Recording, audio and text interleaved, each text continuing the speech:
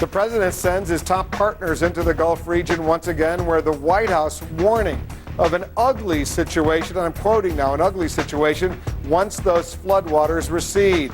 The same might be said now about the partisan sniping going on here in Washington, reaching new levels every day. Returning to the race question, a top Democrat says skin color and economics played a significant role in who lived and who died along the Gulf Coast. I'm Wolf Blitzer. You're in the Situation Room.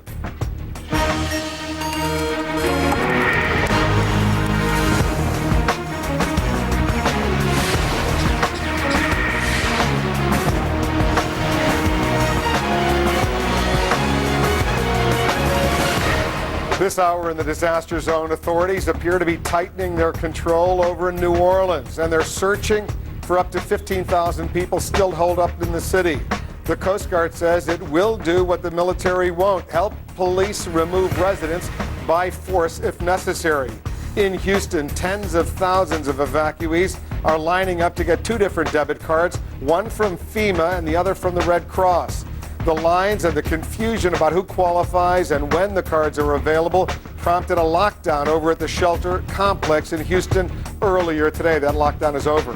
And Mississippi's governor says he expects power to be restored by Sunday to all homes and businesses in his state that are in good enough shape to get electricity. And just moments ago, the U.S. House of Representatives overwhelmingly approved $51.8 billion of aid to the disaster zone just a day after President Bush requested it. A Senate vote expected today or tomorrow. The official death toll across the region now stands at 294, but of course that number is expected to rise dramatically. In fact, 25,000 body bags have been delivered to New Orleans. Temporary morgues there are set up to process as many as 1,000 bodies a day. Tens of thousands of hurricane evacuees remain in shelters. About 56,000 in Louisiana, 5,500 in Mississippi, and almost 79,000 evacuees are spread out across 9 states, mostly in the South and Southwest. As for the financial impact, an estimated 10,000 workers who lost their jobs due to Katrina filed for unemployment benefits last week. The Postal Service is urging evacuees to submit change of address forms so they can get Social Security checks and other forms of assistance out to them. Let's go to New Orleans right away. The situation there, CNN's Carl Penhall standing by live. Carl? Well, certainly no sign yet of the forced evacuations that were pledged by Mayor Ray Nagin. But what has been going on in the course of the day is that all law enforcement officials, we're talking here about police, both from the state and out of state, and many other of the law enforcement agencies that have flocked to New Orleans, they've been working on voluntary evacuations, so taking out people who still want to get out of the city. The procedure there has been bringing them by pontoon boat or by fan boat onto dry land, and then bringing them either by truck or by helicopter over towards the convention center area, and then from there they're being shipped out to the New Orleans airport, and then from there being taken to other parts of the country that are now receiving evacuees. But there's still no idea when the process of forced evacuations will get underway. But it's essential to get this first wave out first, nor any details of how those forced evacuations will get underway, because many of the agents that are involved in law enforcement here, although they say yes, they're willing to take part in forced evacuations, say that they don't yet feel comfortable going into people's homes and dragging people out. They say that they feel that they've suffered enough so far, Wolf. That would be very, very painful, not only for all the people of New Orleans, but for the whole country to have to watch those kinds of scenes where individuals didn't voluntarily leave, but the government, local government, state, federal, whatever, goes in there and physically removes them, forces them to leave their homes. These are desperate people to begin with. What's the latest on disease, the fear of disease, the toxic waste that clearly exists in such a great part of that area?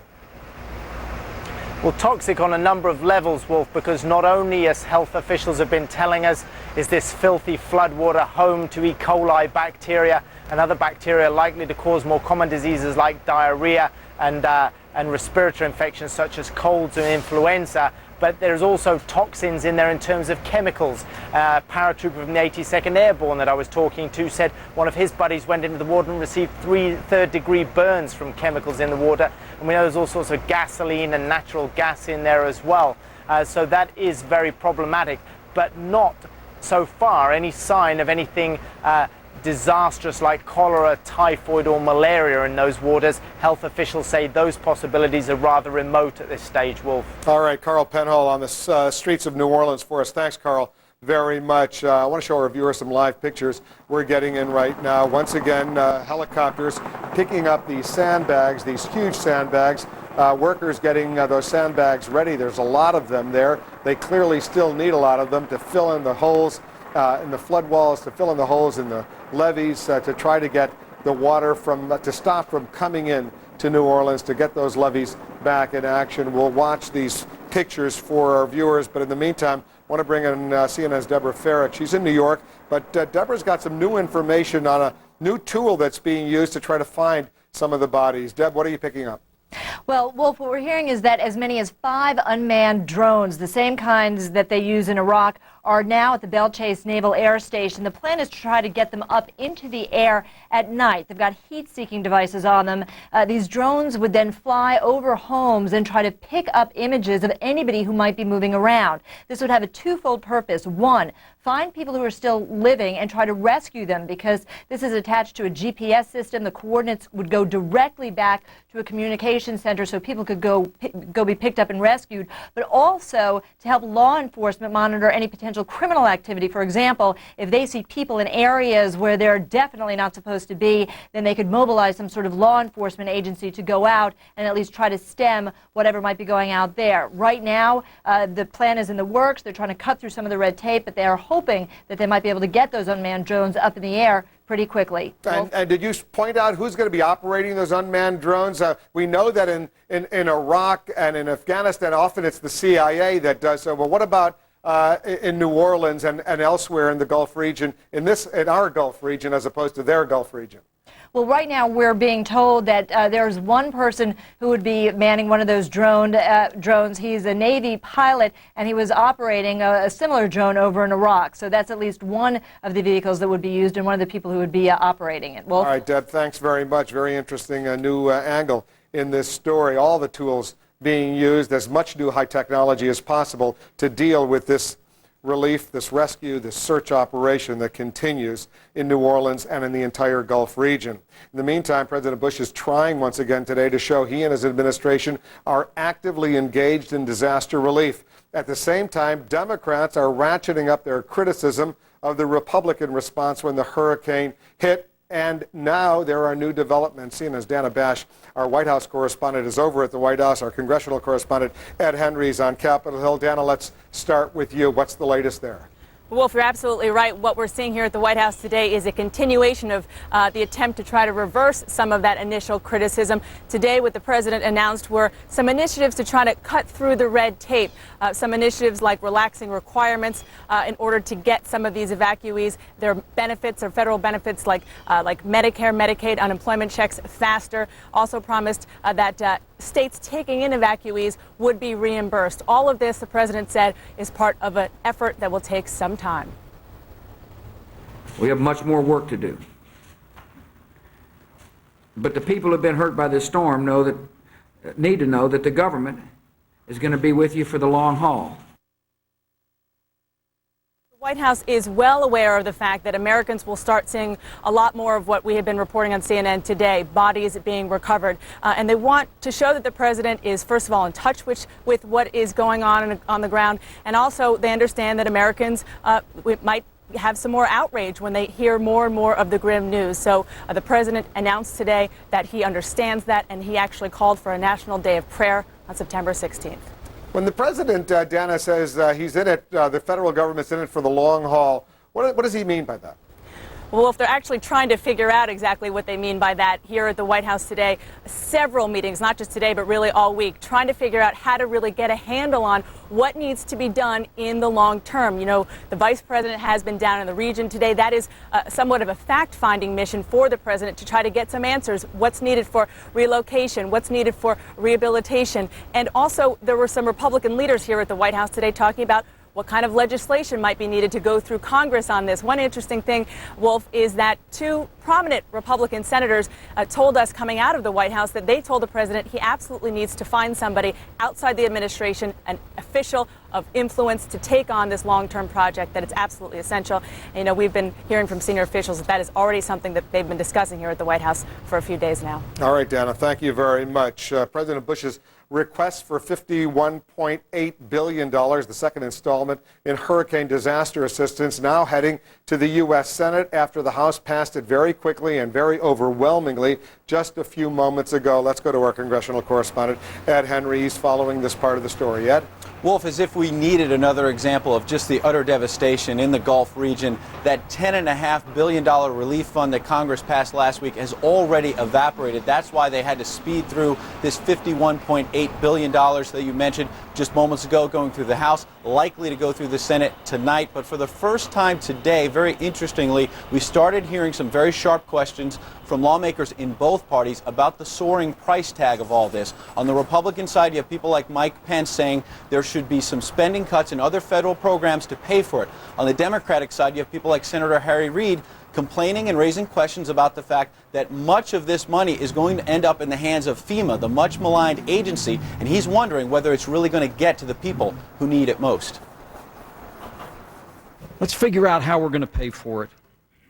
Congress must ensure that a catastrophe of nature does not become a catastrophe of debt for our children and grandchildren. First of all, the money for the relief effort goes basically to FEMA, more than 90% of it. After everything that has happened with FEMA, is there anyone who believes that we should continue to let the money go to FEMA and be distributed by them? Now, House Majority Leader Tom DeLay just acknowledged moments ago that, in fact, this is obviously big money. Some people on both sides of the aisle saying it's going to eventually, in total, reach well over $200 billion.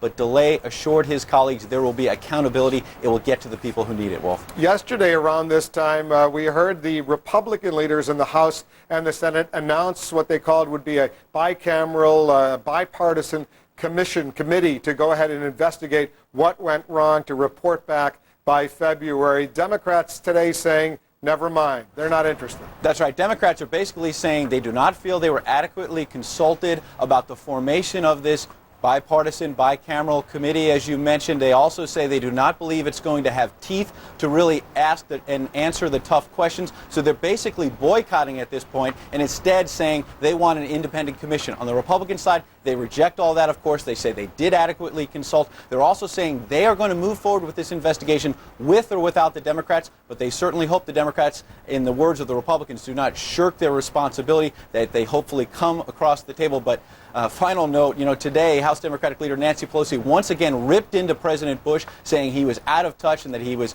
basically oblivious to what really happened in the first days after this hurricane. Republicans are saying that's not helping the bad will around here, Wolf. All right, Ed Henry reporting for us on Capitol Hill. Thanks very much. Anger at the administration extends beyond Washington, at least in one particular case. When the Vice President, Dick Cheney, was in Mississippi earlier today, he heard one critic vent his frustration by shouting an obscenity at him twice. You've got, as I was talking to the mayor, in those areas, one of the things you got to you've got to figure out what to do with all of the debris. Are you getting a lot of that, Mr. Vice President? And it's the first time I've heard it. It's a friend of John, never mind.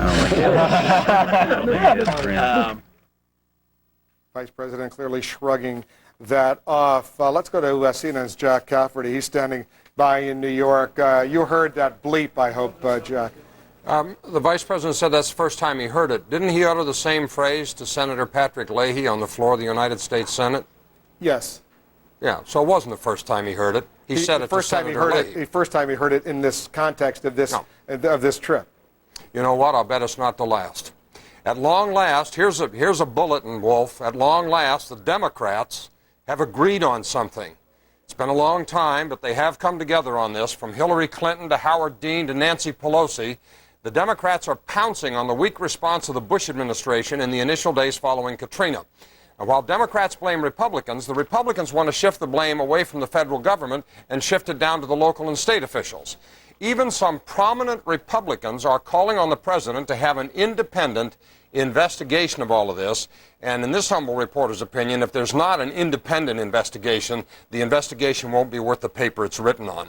The fact that there are still victims of Katrina who need to be rescued and who are dying every day, of course, doesn't stop our politicians from the posturing and the finger pointing. It's particularly obvious and distasteful when it comes from those who are trying to turn a massive government failure into a political opportunity for themselves. See some of the names mentioned above. Here's the question. What effect will Hurricane Katrina have on the off-year elections in 2006? Cafferty file at CNN.com. Wolf. Thanks, Jack. Jack Cafferty in New York. Coming up, help on the way. Emergency workers on the ground are delivering basics. But online, people are coming up with other creative ways to give and to help. We'll have some specific details. Plus, the president and the disaster. We have striking new snapshots of Americans' attitudes towards Mr. Bush in these difficult times. In other words, new poll numbers. And we've heard so many stories of evacuations, rescues, and reunions. Coming up, our own Donna Brazil will bring us up to date on her family's remarkable story and their plans to get together again. You're in the Situation Room. It was really dark. The road was icy. It was really slippery. We started swerving. I thought we were going to roll over, but we didn't. It stopped us swerving and keep the car straight. Who's going to help you stay in control? When things are out of your control.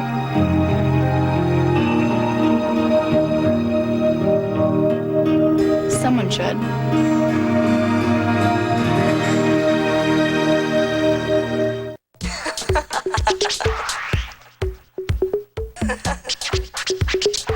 Do you want me?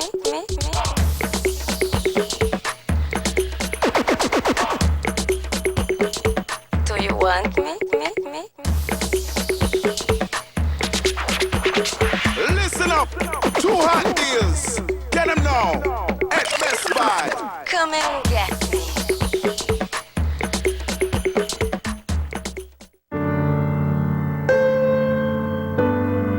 For all the hours spent away from your own family, making others feel like family, we exist to serve you. TIAA-CREF, serving the lifelong financial needs of those in the academic, medical, cultural, and research fields. Visit us online to find out how we can serve you.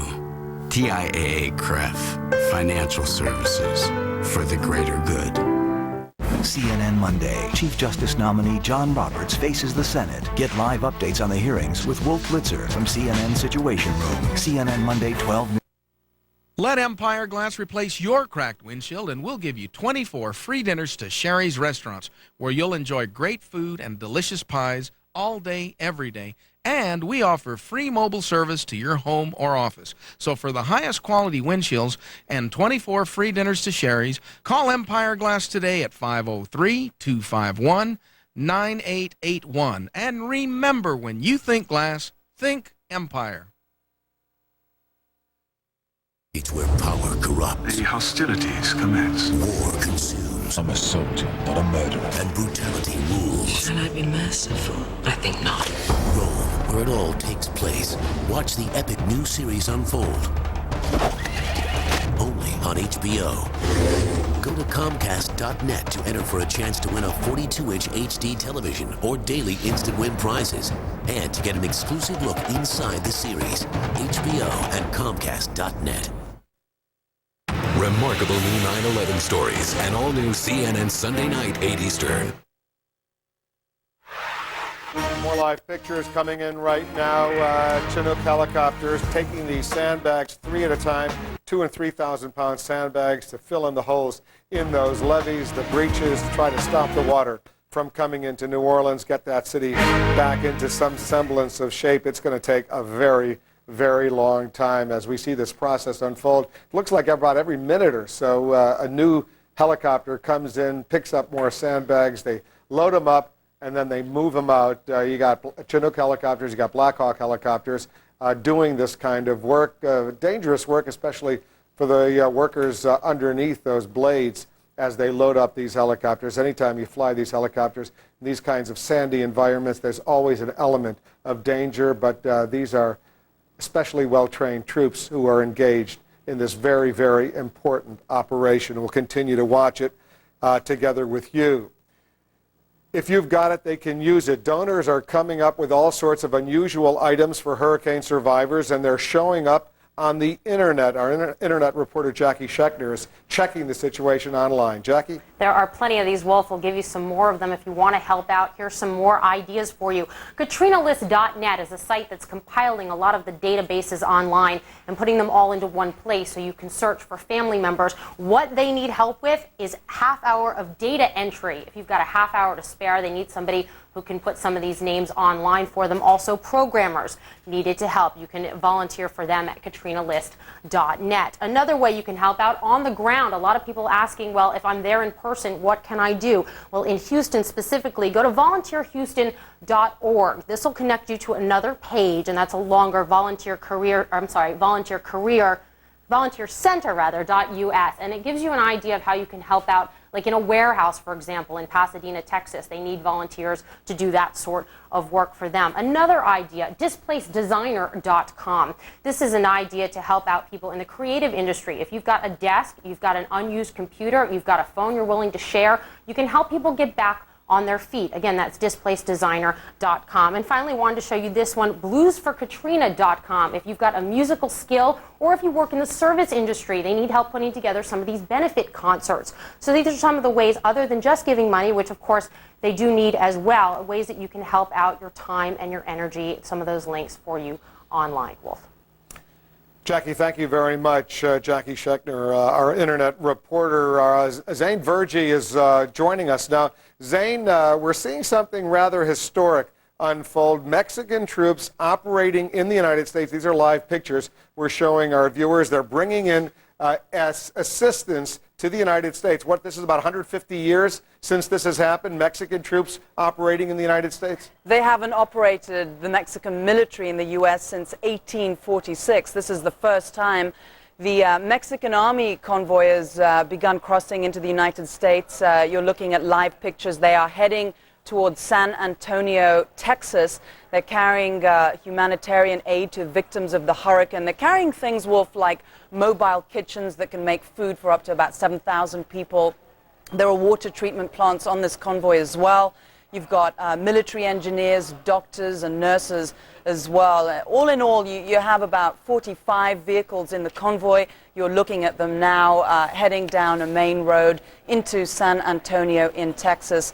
Mexico is among about 90 other countries and agencies around the world that are offering aid to the United States. And this certainly is something quite historic. And as you say, not since the mid-1800s has the Mexican military operated in this country. Mexico has offered disaster aid to other countries, but never to the United States. Wolf? It would go back to the Mexican-American War. Thanks very much, Zane. A fascinating development, an outpouring of support for the victims of the hurricane coming in from around the world. Katrina's toll. Can the president weather the political storm that's breaking out here in Washington? Stay with us. You're in the Situation Room. Go to Priceline now for the best deals on hotels. Name your own price for 3- and 4-star hotels and save up to $100 a night off other leading travel sites every night you stay. Only at the new Priceline.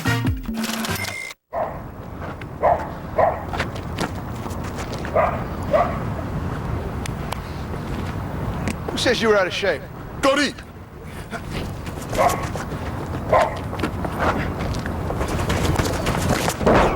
front-end pedestrian safety system. Just one of 120 not-so-standard features available on the all-new German-engineered Passat. Touchdown. Smart Balance Buttery Spread cooks, spreads, and tastes like real butter without the cholesterol and high saturated fat. And Smart Balance just received another Best Taste Award. So for real butter taste and the right balance, enjoy Smart Balance. Ditech.com can save you thousands of dollars in closing costs. This is our third refinancing, and I told my husband, let me pick the finance company, because before we were paying too much for closing costs. So we went with Ditech this time with their $395 flat fee program for refi, and if there was no hidden fees, no hidden charges, and we paid just that. Get a flat fee home loan from Ditech.com. The total lender fee is just $395. Log on or call 1-800-DITECH3. These gardens have the most exquisite Venus flight. Oh, he likes you. Go where you want with Drive Free at Avis. Did you know this guy's are at 16,000 pounds of water pressure? 16,500, son! Now run 3 times and get a free weekend on us. Find our lowest prices at avis.com.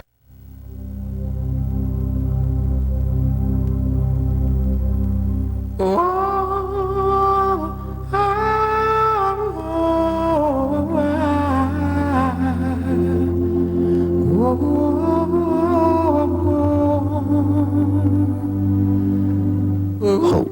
It's more powerful than a hurricane. Help victims of Hurricane Katrina and thousands of other disasters across the country each year. Call or visit redcross.org today. Here's a look at some of the hot shots coming in to the Situation Room from our friends at the Associated Press. Still photographs likely to be in your newspapers tomorrow. At Camp Victory in Kuwait, members of the Louisiana National Guard rest before their departure for New Orleans. Many lost homes, jobs, and loved ones in the devastation left by Hurricane Katrina. In downtown New Orleans, ATF agent David Deere helps patrol the streets. In Ocean Spring, Mississippi, residents wait in long lines for FEMA assistance. And in Houston, Texas, a young evacuee waits for the bus on her first day of school. Hundreds of evacuees have already been enrolled in Texas schools. Just a few of the photographs coming in from the finest photographers in the world over at the Associated Press. Let's take a look at some more live pictures coming in. Once again, this mission, we've been watching it unfold over the past several days. Especially today, they're very, very busy. U.S. military Chinook helicopters taking on these huge sandbags and moving them over into the breaches in the levees to try to make sure that the water stops flowing into New Orleans from the Mississippi River, and make sure that those breaches can be filled. The sandbags are eventually dropped, and then they hopefully will fill up those holes so that the water will stop coming in. When President Bush, while President Bush has been under fire, his wife has stepped in more than once to try to present a softer image to the American public. Mrs. Bush is back in the disaster zone today, touring damage in Mississippi and highlighting the plight of school children displaced by the hurricane. Back here in Washington, her husband faces a different kind of storm. That would be a political firestorm. Let's bring in our senior political analyst, Bill Schneider. He's joining us now. How does the president rate how does the public, Bill, rate the president's response, at least so far in the new numbers, the new poll numbers you're watching? Well, Wolf, for the first couple of days after the storm hit the Gulf Coast, there was a rally to support the president, which people typically do in a crisis. But it wore off fast. By this week, according to the CBS News poll that just came out, President Bush's handling of Katrina has turned sharply negative. We see those numbers right there. What about the storm? How has it affected the president's overall rating? Well, last week the president had a very low overall rating, 41%, and this week his rating remains low, 42%. No significant change. Is there any evidence of a political price that the president is paying for the supposed delay? I guess we could just simply say, forget about the word supposed, the delay in getting a response in those first few days to the hurricane victims? Well, yes, his image as a leader has been tarnished. After 9/11, 83% of Americans considered Mr. Bush a strong leader. Last year, when he went into his re-election campaign, 64%. Now that number has dropped dramatically to 48% who describe Bush as a strong leader. What Americans saw last week, Wolf, was a vacuum of leadership. No one seemed to take charge, and it damaged this president's image as a take-charge guy. Has the storm in this new poll changed people's priorities around the country? Wolf, the nation's agenda has shifted. Ever since 9/11, people gave top priority to the war on terrorism. Now that is completely turned around. By 2-1, better than 2-1, the public says domestic policies are more important even than the war on terror. And it's not just Katrina. In the latest Pew poll, Bush gets his lowest rating not on his handling of Katrina or even Iraq, but on the nation's economy. And that, Wolf, is why Democrats are becoming more aggressive. Democrats feel it's their agenda now. Bill Schneider, thanks very much. Bill Schneider watching all these poll numbers for us, our senior political analyst. Here in the Situation Room, we've been showing you amazing aerial pictures of the rescue and recovery operation unfolding in Louisiana. Up next, we'll head back to New Orleans. We'll hear from helicopter reporter JT Alpa. Stay with us.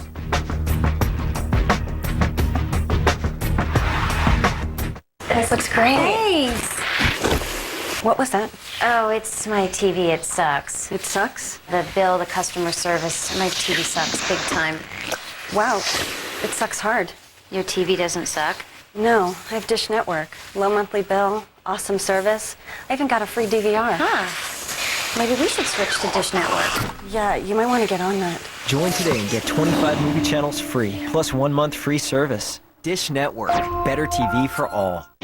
Good news, men. Now we can sell our chimney caps directly to America. And we can get everything we need to make them from China. How are we going to do all that, then?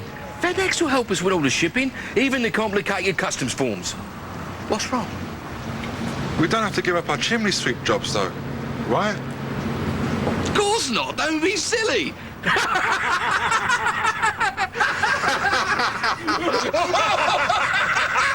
FedEx, helping take your small business to the world. Attention Medicare beneficiaries. Do you use inhalers? Med4Home delivers rescue inhalers to seniors at a low price. And if you qualify, Medicare may cover similar inhaler medication in liquid form. Don't be afraid to take your next breath. Call Med4Home now at 1-800-292-4564 for your low-cost, effective solution. Let us do the Medicare paperwork for you. Pharmacy consultants are standing by to talk to you. How many days is 3 weeks? 21. Won't you miss your room? A little bit. Won't you miss Rocky? You know what I'm gonna miss the most? What? This face.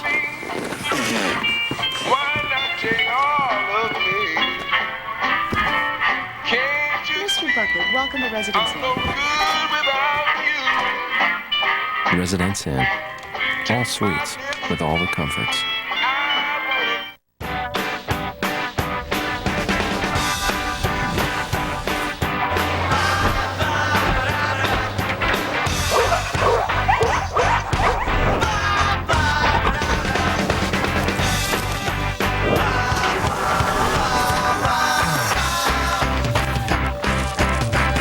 The HP Blade System server powered by Intel Xeon processors. Consolidation made easy. We saw it coming. We were right there as it happened. We stayed to ask the tough questions. We're there now as communities rebuild, to tell the human stories, to demand the truth. It's what you expect. It's why we're here. CNN. These are live pictures we're seeing. San Antonio, Texas, a convoy, a military convoy moving up a highway there, but it's no normal military convoy. These are not United States forces. These are Mexican forces. They've crossed the border from Mexico into Texas just a little while ago. They're moving in now with assistance that the Mexican government is providing the United States in the aftermath of Hurricane Katrina. Mexico, like so many other countries around the world, 90 at least, volunteering to provide some assistance. The world reaching out, trying to assist the United States, including Mexico. This is the first time, by the way, since the Mexican-American War more than 150 years ago, that Mexican troops have formally been operating inside the United States. Helicopter reporter J.T. Alpa is about to show us the plight of some of the residents in the New Orleans area. This is video that was shot a little bit earlier today. Rosalie and Richard Bruno, who have been residents of this area for nearly 46 years. And I spoke to them this morning, and they asked me to come take a look at this area and see how their house was. And I explained to them the operations that were going on in this area. And they were told, and I don't know by who, but they were told that maybe they could come back on Monday. And I had to tell her that that was very unlikely, just because of all of the water is still being drained out of this area, and it's all migrating toward this area. We're going to pan right here, Dave, just pull out a little bit. I'm going to show you the homes just to the right of your frame here. The homes in this area are still, the water levels up to the rooftops. All these homes here, keep coming right for them, Dave. You can see as you pan up this row that all of these rooftop levels just below roof. We're going to push in there and just show you how the waters are still extremely high in these areas, because this is where most of the water is being drawn back to and out of the canal. So again, Rosalie Bruno, a very sad woman. Her daughter Kathy Singleton was there with us, and they live in the 6400 block of Bel Air Drive for 45 years. We sat down, we talked for half an hour this morning, and she told me what they had gone through and their evacuations, and she really just needed some news about her neighborhood. She wasn't giving the information, so I promised that I would come out and kind of show her this. So hopefully she's watching and showing her this area. And I told her it's going to be a very long time, if they're going to be able to get in here. And again, it's story after story, and that's just one individual story of some of the personal contact that we've had with the people in this area. Reporter J.T. Alpa flying over New Orleans earlier today, showing us these dramatic pictures. You see those flood waters up to the roofs of those homes, still up there on this day. They got to get that water out of New Orleans, and they got to do it quickly. They're doing the best they can.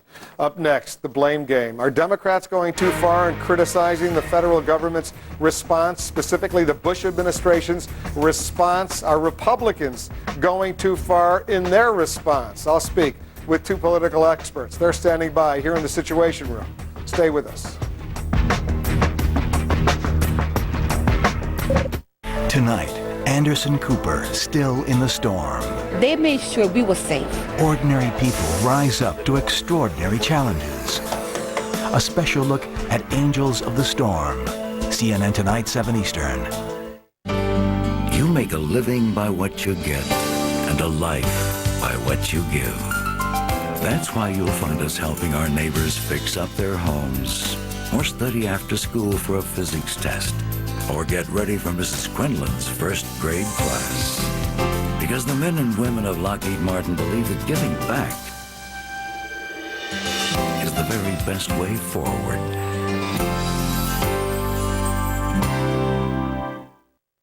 You need to get 5,000 brochures to the trade show, 200 personalized letters mailed, and update the training manuals. From printing and mailing to document services, turn to PIP to turn down the stress. PIP. Easing the pain of business. Vanilla first left Mexico in the early 1500s on ships headed to Spain. However, it wasn't until 1519 that the Spaniards learned vanilla was more than just a perfume. Mexico continued their vanilla... If the history of vanilla doesn't put you to sleep, maybe this will. New Tylenol PM and Soothing Vanilla Liquid relieves pain, isn't habit-forming, and leaves you refreshed in the morning.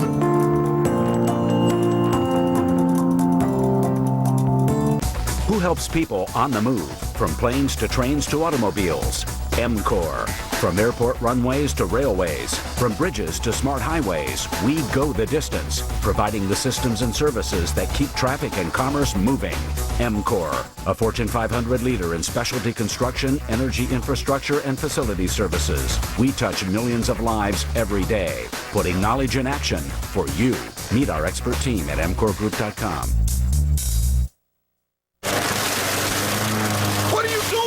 I just got a new home loan from Ditech.com and paid off all my credit cards. Consolidate bills with Ditech's flat fee home loan. The total lender fee is just $395. Call 1-800-DITECH-3.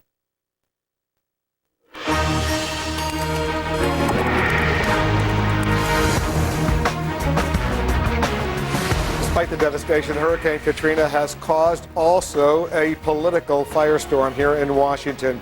There are new criticisms of harsh comments from Howard Dean and new comments on Vice President Dick Cheney's first visit to the disaster zone. Here with me, two guests, CNN political analyst Paul Begala, former Bill Clinton advisor, and CNN contributor, president of American Cause, Bay Buchanan. Let's listen to what Howard Dean, the chairman of the Democratic Party, said last night, among other things.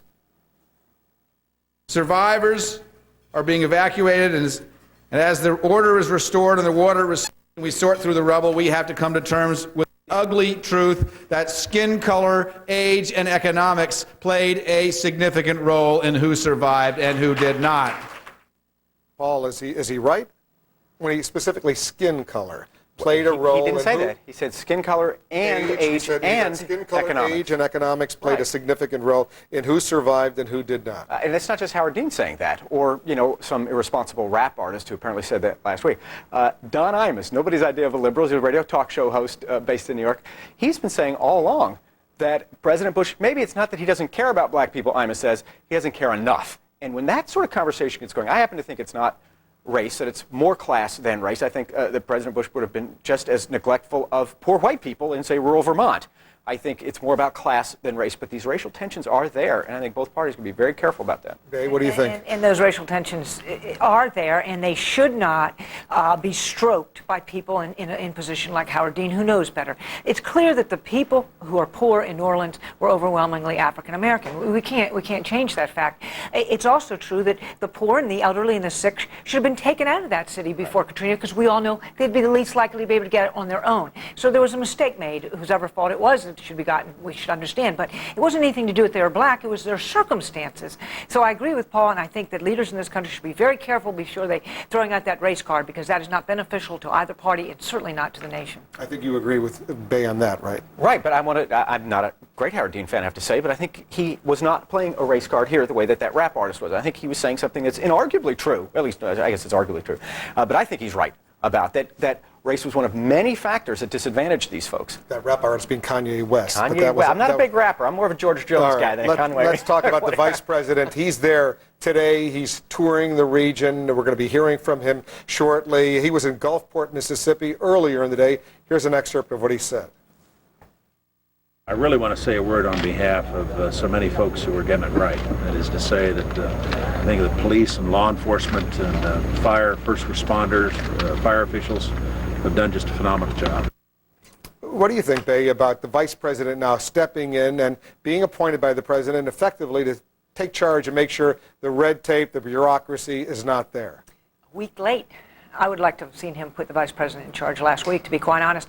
I think it's an excellent idea. We still hear stories that things are not getting done as smoothly as they should. And if it takes someone like the vice president of the United States who can say, no, it's going to be done this way, and that's it. He's clearly a take-charge kind of guy and can do it, and I don't think it's too high of a personality to be in charge of this terrible disaster.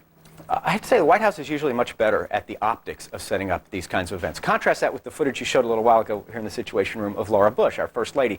Warm, gracious, surrounded by kids. There's Dick Cheney standing alone, and he is not a warm and fuzzy guy. He looked like he was sort of looking around. Anybody here got a pet they need euthanized? I'm ready to help. He's just a grouchy old guy. Now, maybe that contributes to a sense of competence, which is sorely lacking.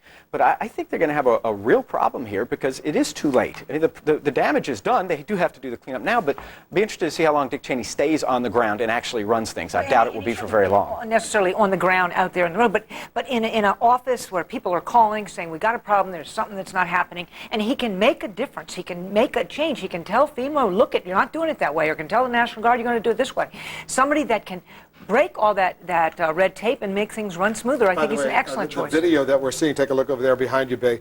You can see the media there. The vice president has just arrived at this location. He's going to tour the sandbagging operation. We've seen those giant helicopters lifting up those huge sandbags and taking them over to fill up the breaches in the levees. The vice president's there. That's why those reporters are shooting, taking pictures of the vice president right now. If he speaks, by the way, we're going to carry his remarks live. Go ahead. I hope so, because earlier today, local residents, while he was speaking, were hurling the F-bomb at him. A word the vice president knows well, having used it on the Senate floor himself. But also another resident on the AP wire copy of the neighborhood he was traveling through ostensibly to help was complaining that he was distracting from the relief effort. Now, when people on the ground who he's supposedly trying to help are angry, this thing is a mess for the White House. That is exactly what's happened here. You've taken two isolated incidents, and you haven't mentioned that there was all kinds of people who were thrilled to have him down there talking to him. And they said, well, I read it in the paper. They said people in Mississippi are very, very pleased with the response that they're getting from the federal government,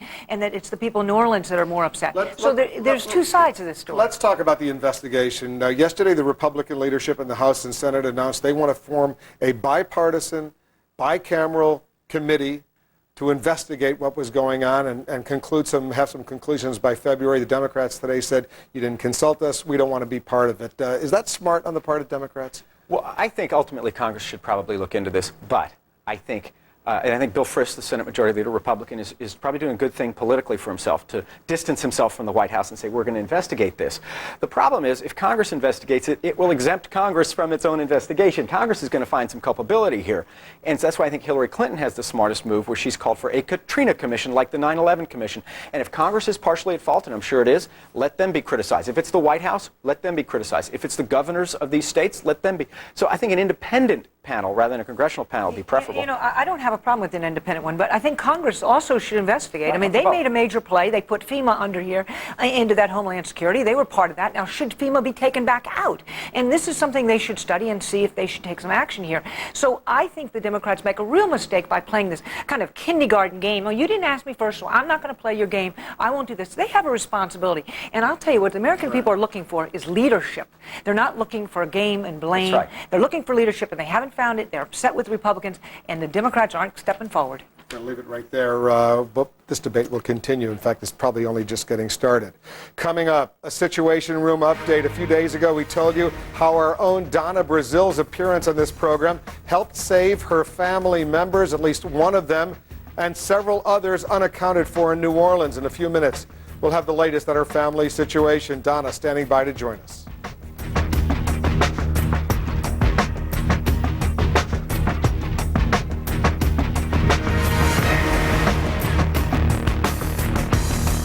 Lots of Wi-Fi users work in coffee shops, which aren't always the best places to work. Wouldn't it be great to work wherever you wanted instead of only in hotspots? Now you can with Verizon Wireless Broadband Access. Wi-Fi only works in limited locations, while Broadband Access is the nation's largest, fastest, wide-area wireless broadband network and is expanding coast to coast. Now get unlimited access at a great price, so you won't get stuck in a not-so-hot spot. Verizon Wireless, we never stop working for you. As the Katrina recovery continues, trust CNN and CNN.com. Find out how to help and get help. The information you need. Stay with CNN. Let Empire Glass replace your cracked windshield, and we'll give you 24 free dinners to Sherry's Restaurants, where you'll enjoy great food and delicious pies all day, every day. And we offer free mobile service to your home or office. So for the highest quality windshields and 24 free dinners to Sherry's, call Empire Glass today at 503-251-9881. And remember, when you think glass, think Empire. I wish I could go back when I didn't need someone to do my hair, back when I could still say my husband's name, back when I could have called 911, back when I first felt the warning signs of a stroke but did nothing. I wish I could go back, but I can't. With a stroke, time lost is brain lost. At the first warning signs, take action immediately. Comcast, focused on community. Shopping for a new home? Did you know that in the time it takes you to drive to just one house, you could visit 100 without leaving your home? Coldwell Banker Barbara Susille Properties introduces a better way to shop. Find your new home on TV or online, anytime. Hundreds and hundreds of dream homes are now just a click away. On Channel 15 or at cbseal.com.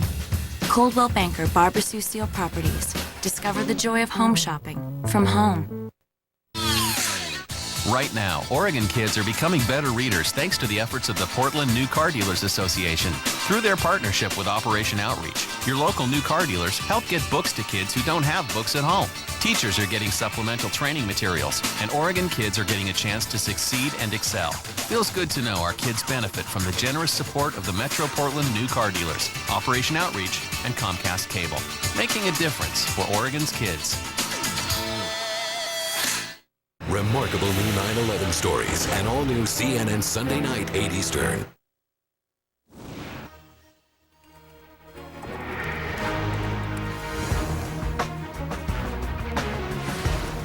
Got some live pictures coming in from the skies over New Orleans right now. These are pictures that helicopter pilots are bringing our viewers. You see some areas still very, very flooded in New Orleans on this part of the canal, perhaps on the other part of the canal, not as flooded. But look at how high those waters go, once again, almost to the roofs of a lot of those homes, and clearly understandable now why authorities want people to leave. If they're still stuck up there, this is a good time to get out as quickly as possible.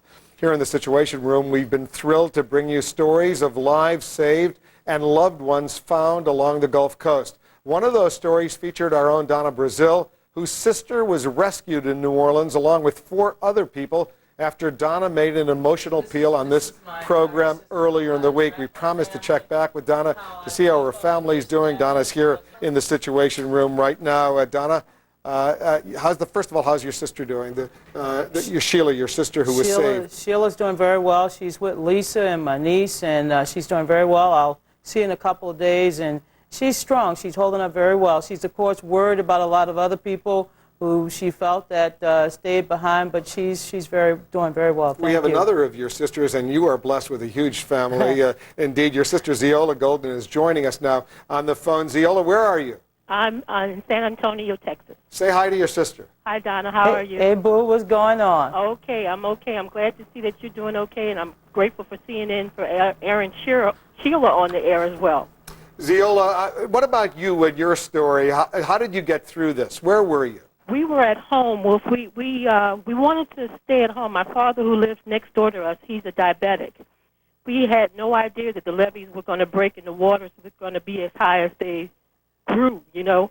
So you were in New Orleans when the storm hit? Yes, we was in New Orleans. Inside your home? Yes, we were at home. We suffered wind damage, and the waters started rising up at Tuesday morning. And so then what happened? Tuesday morning, the waters were like 8 feet high. So there were helicopters flying around, and we were just waving. And we were told that they were going to the hospitals, rescuing the sick people, you know, first at the hospital. Friday morning, at between 8:45 and 9 o'clock a.m., we were rescued by 2 boatmen from Shreveport, Louisiana. You and what, your husband, your daughter, and your father? Right. My husband, my daughter, and my father were rescued 9 o'clock. We were on the porch of our home. We live in a 2-story home. The water was it wasn't receding as fast as we thought it would. But however, we were able to get these 2 men to bring us to Carrollton and Tulane Avenue, where the water wasn't as high, where we was flown from the bridge to the New Orleans International Airport, and from there we was brought to Texas, to San Antonio. Donna, the whole during those critical days, did you have any idea what was going on with your dad and your sister? We had no communication. The last time I talked to my dad was Monday morning. Talked to Zeola. Zeola, remember the last thing I told you to do? Yeah, you told me to run some water in the bathtub. Was that correct? That's correct. I told her to fill up her bathtub. Zeola wasn't born when Hurricane Betsy struck us in 1965, and I wanted her to be very prepared because I was afraid that they would be without power and water.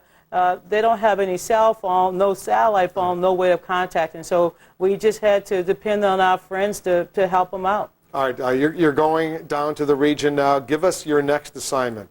Well, we have found temporary housing for at least 7 members of our family. I have 14. We have a large family. We're going to use those 7 homes to help others relocate. I have family in South Carolina. My brother Kevin, just telling Zilla that. Chet's family is in Houston, Texas. And Zola and Lionel will be reunited with Sheila and Lisa and Cheryl this weekend on Saturday. I'm going home tomorrow. We got my friends. They've helped me. Wolf, we got enough stuff. I want to let you know, Paul Begala does not have a living room set. So when he go home, his wife gave me his living room set. So we're grateful for all of the love and the outpouring of support. That's very nice of him. Hey, Aziel, thanks very much. Good luck to you and all your family and friends down there. Donna will be checking back with you from the road. I would like to say thank you to Red Cross for their help and the citizens of San Antonio, because they have been so helpful and so volunteering, and the volunteers there at the Kelly Air Force Base. Thank you, Aziel. Thank you very much. Thank you, Donna. We got some important breaking news coming in. This is CNN Breaking News. CNN's Rob Marciano is at the CNN Weather Center. What's going on, Rob? Latest from the National Hurricane Center, Wolf. Tropical Storm Ophelia has been upgraded now to a hurricane, the 7th hurricane of the season, and just 60 or 70 miles off the shoreline of Florida. Here's Cape Canaveral. Here's the center of the storm itself, and obviously the spiral bands continue to fire up. You see the explosion of storms here. Well, what's the forecast for this? It is not moving. That's the biggest challenge in forecasting a storm when there are no steering currents. And the problem also is that it's sitting over very warm waters of the Gulf of Mexico. So a situation for sure. And as far as the forecast track is concerned, we still think, or the National Hurricane Center thinks, it will drift a little bit farther to the northeast and then possibly loop around. So that's a problem. Also, I heard some fuzz. I'm not sure if that was my microphone acting up, Wolf. But no, but I just want to get a little clarification, because earlier in the day there was some suggestion, Rob, that now it's Hurricane Ophelia could make a U-turn and head back towards the coast of Florida, or perhaps Georgia or South Carolina. What's the best estimate guess right now? Well, it's important to note that when there are no steering currents, it's stuck in between a couple of things right now, so it's not moving at all. So until we get a definitive motion away from the coastline, we're not even sure it's going to do that. But right now, you're right. The possibility of it going out to sea and then looping around is there. Matter of fact, that's the official forecast track out of the National Hurricane Center through days 5. And if you remember Hurricane Jean last year, which came on shore across central Florida, that did a loop-de-loop as well. So it's not completely unheard of. Back to Florida, up to the Georgia coastline, the Carolinas, are completely out to sea.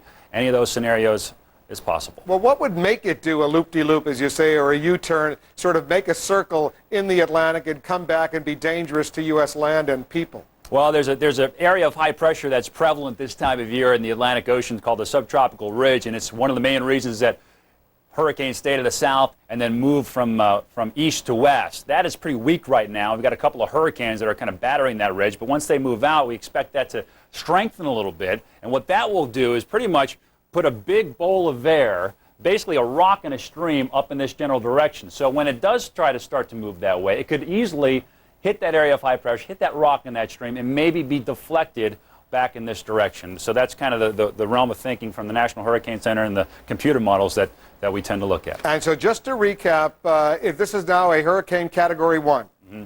Category 1 storm with 75-mile-an-hour sustained winds. So a weak Category 1. Some strengthening is certainly possible as it stays over the Gulf Stream. The waters are still 85 degrees plus, so as long as it sits right there, strengthening is possible, and that's what we expect to happen. So Category 1, about 60 to 70 miles east of Cape Canaveral. Right now, hurricane-force winds only extend about 15 miles from the center, so it is a small storm, but right now it looks like it continues to gather strength. All right, CNN's Rob Marciano reporting from the CNN Weather Center. Rob, thank you very much. Let's check in with CNN's Jack Cafferty, who's been getting responses to his question this hour. Jack?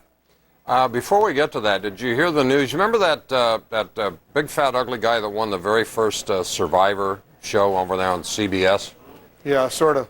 Richard somebody Hatch, or he's been indicted for tax evasion. Apparently he forgot to pay any taxes on that $1 million that he won on that television show. The other question I had was, is loop-de-loop, is that a meteorological term? It's a scientific term. Okay. The question this hour is this: what effect will Hurricane Katrina have on the 2006 off-year elections? Ken in Yuma, Arizona, writes, Katrina will have no impact on the elections. The American electorate has a long history of not holding elected officials accountable. At election time, heavily funded, well-orchestrated rhetoric will overcome any outrage we feel today. Dartanton in L.A. writes, the Republicans will finally lose control of both houses of Congress, leading the way to a Democrat winning the presidency in 2008. Carlos in Houston, Texas. It'll be interesting to see how many people running for office in 2006 will try to take credit for sending General Honoré to New Orleans.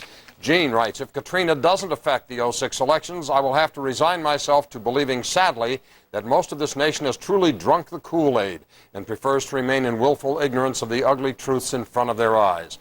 And Eldridge writes, I don't think the Republicans can get themselves elected dog catcher in 2006 unless they agree to a two bipartisan investigation of the Katrina relief effort debacle.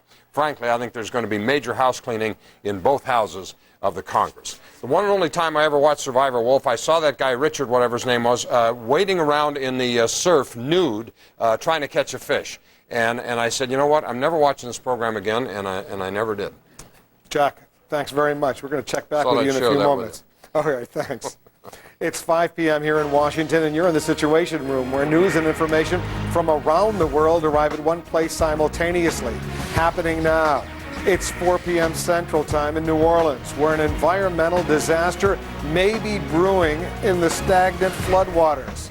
Missing kids, possibly hundreds of them, separated from their families by the disaster. Now a new effort to try to reunite them. From New York to New Orleans, they're some of the heroes of 9/11. We'll show you what role they're playing right now in the new disaster, 4 years after 9/11. I'm Wolf Blitzer. You're in the Situation Room.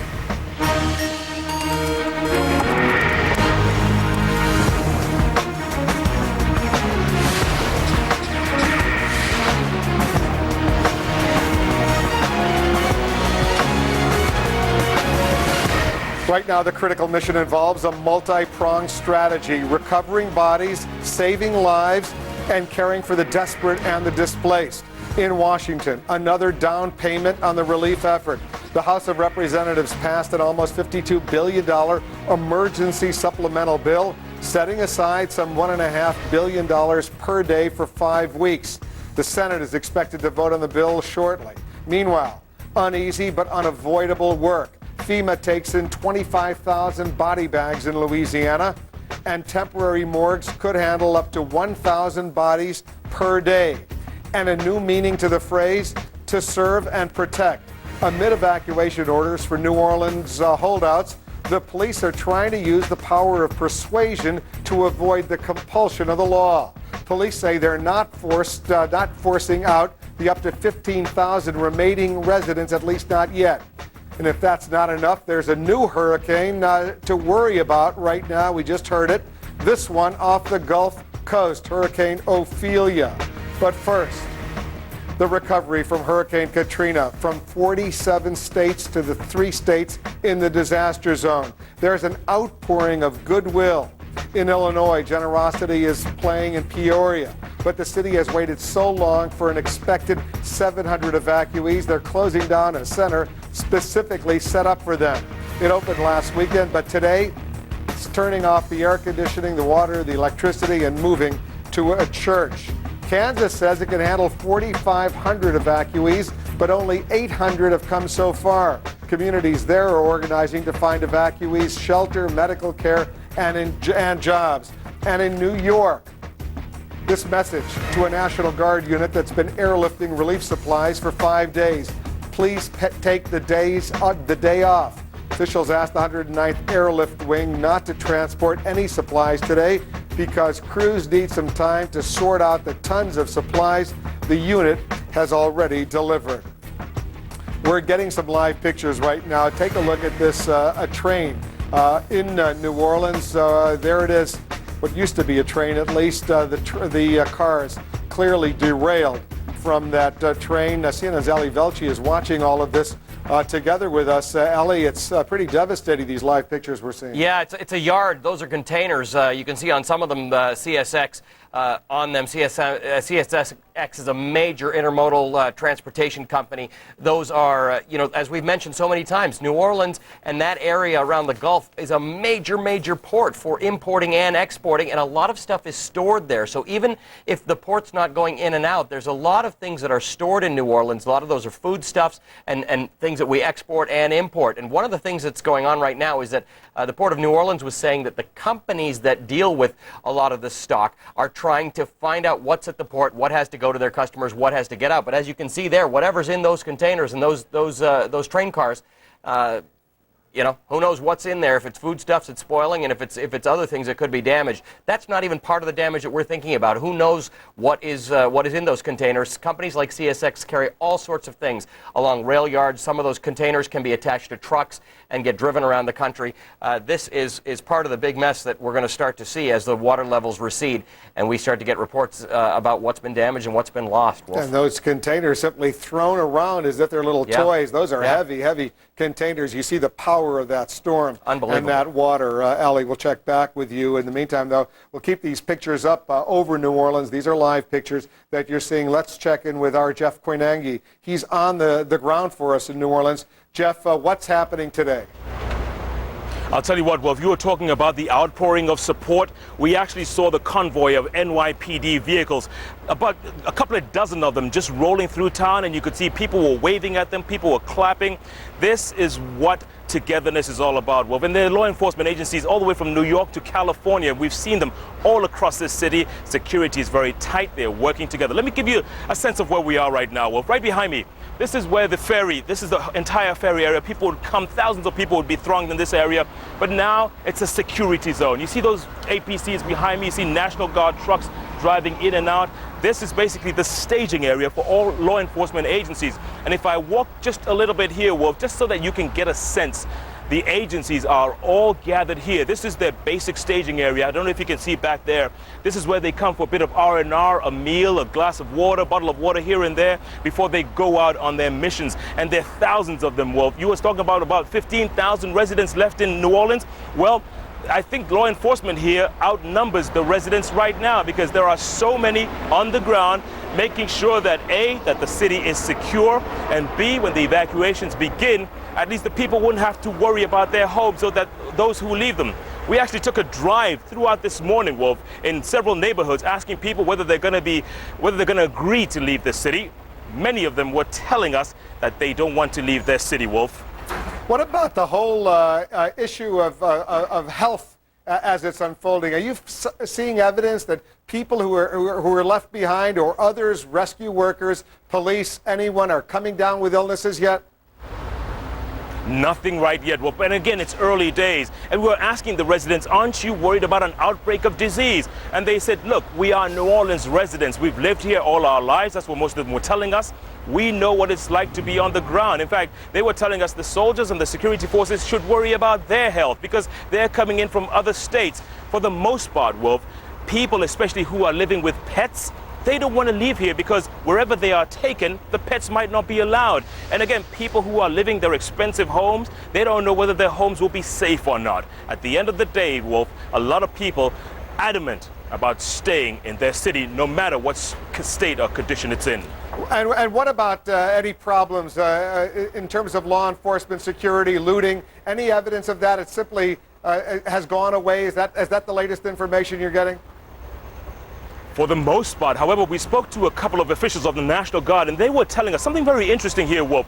They were saying they're finding looters because the water level in some parts is decreasing. It's going down. So what potential looters do is they go into the homes where the water has gone down, loot them, and bring the goods towards the dry land. So when National Guard forces are on patrol, they suddenly see a door that's opened that wasn't open before. And when they go in, they find a room full of electronic goods or furniture or whatever it is, and they confiscate those goods. So there is a trickling. There's still a few stragglers left of looters, but for the most part, National Guardsmen, law enforcement agencies, they tell us, for the most part, the looting is down to a minimal, Will. Jeff Koinange reporting for us from New Orleans. Jeff, thank you very much.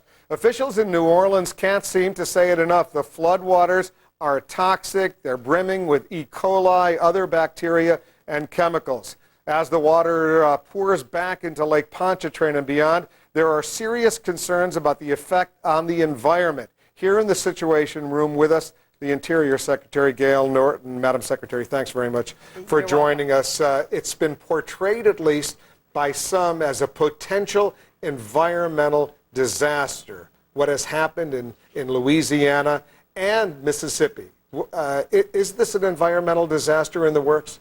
We in the United States have been fortunate that we have not had to cope with the kinds of health problems that people in many parts of the world have to cope with on a daily basis.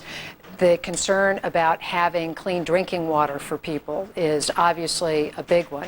The concern about waterborne diseases is something we usually don't have to cope with in the United States. We're working to try to address those things.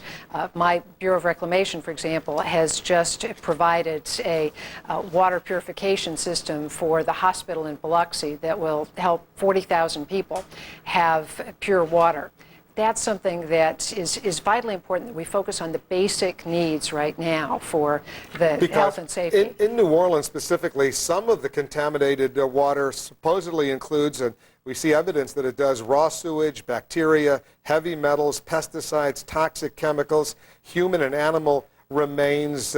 It sounds potentially, once this water is removed from the streets of New Orleans into Lake Pontchartrain, shall we say, which has been a source of a lot of the clean water in New Orleans in that area, this could be a Love Canal, a toxic waste zone in the works. Are you concerned about that? I think we'll have to see what the situation is. A lot of those kinds of things are ones that obviously our usual sewage treatment facilities take care of. Those are things we're going to have to assess.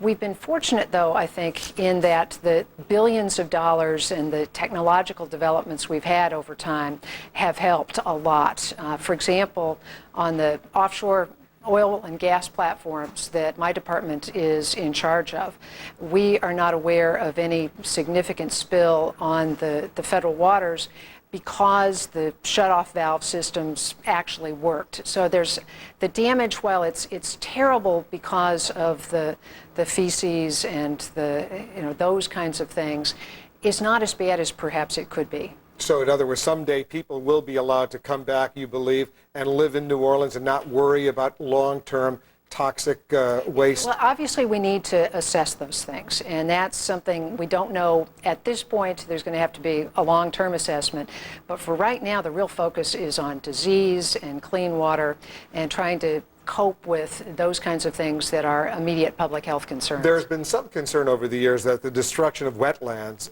around New Orleans has now contributed to this disaster that we've seen.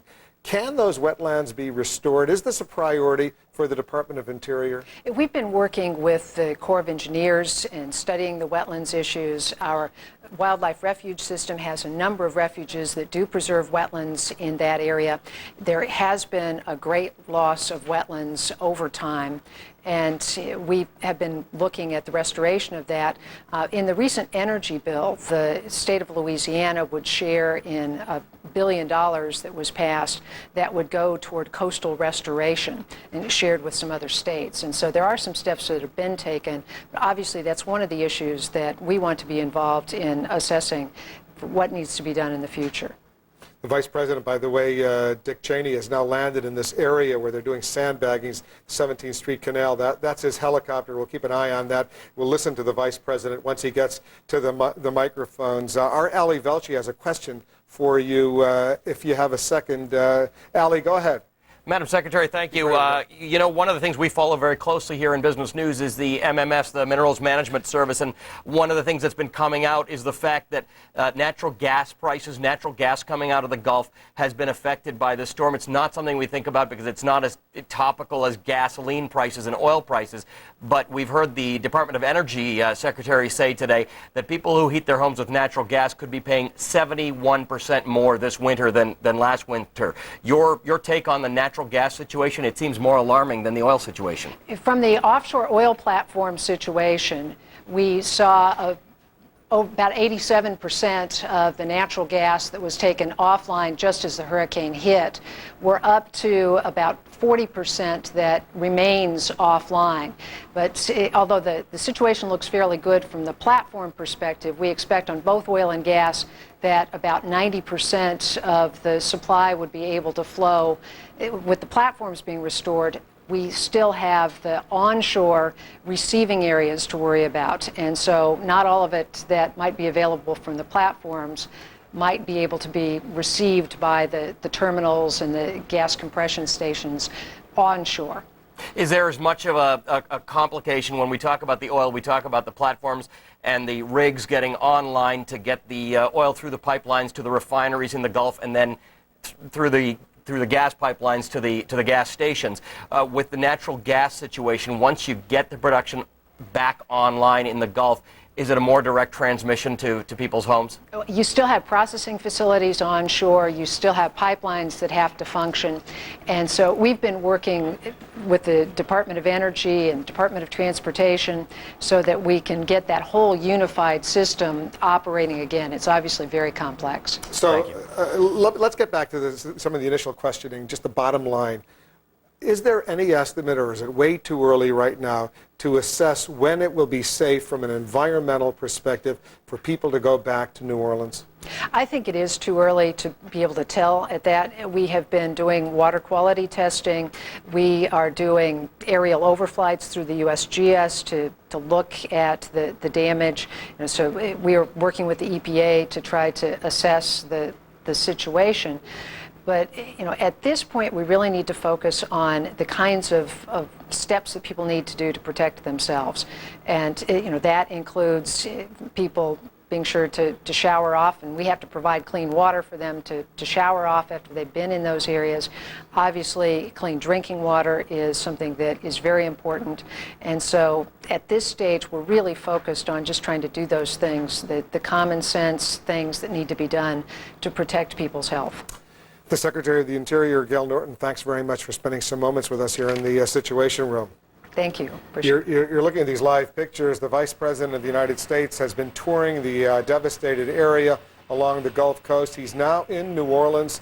This is an area along one of the canals that was breached earlier. We expect to hear from the Vice President fairly soon as he makes his way to the microphones. We'll hear what he has to say. We'll bring that to our viewers. We'll continue to watch these pictures. In the meantime, let's check in with CNN's Jack Cafferty. He's in New York, and he's got another question for this hour. Jack? Well, indeed I do, Wolf. Thanks very much. Somewhere along the way, FEMA became a dumping ground for the president's political cronies with little experience in disaster relief. The agency's first director was Joe Albaugh.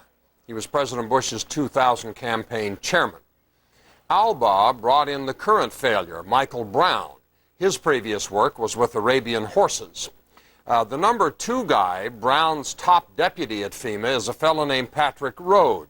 He worked for the president's 2000 election campaign. The number 3 guy at FEMA is Brooks Altshuler. He used to work in the White House. His job was planning presidential trips. And FEMA's long-term recovery director is a guy named Scott Morris. He produced television and radio commercials for the Bush campaign. The federal agency charged with handling national emergencies is staffed at the very top by a bunch of political hacks with virtually no experience that qualifies them to respond to something like Katrina. But I digress. Some people are now suggesting making the military responsible for organizing the efforts. Things, in fact, picked up noticeably and considerably in New Orleans once they got there. So here's the question this hour. Should the military be put in charge of handling domestic disasters such as hurricanes? Cafferty file at CNN.com.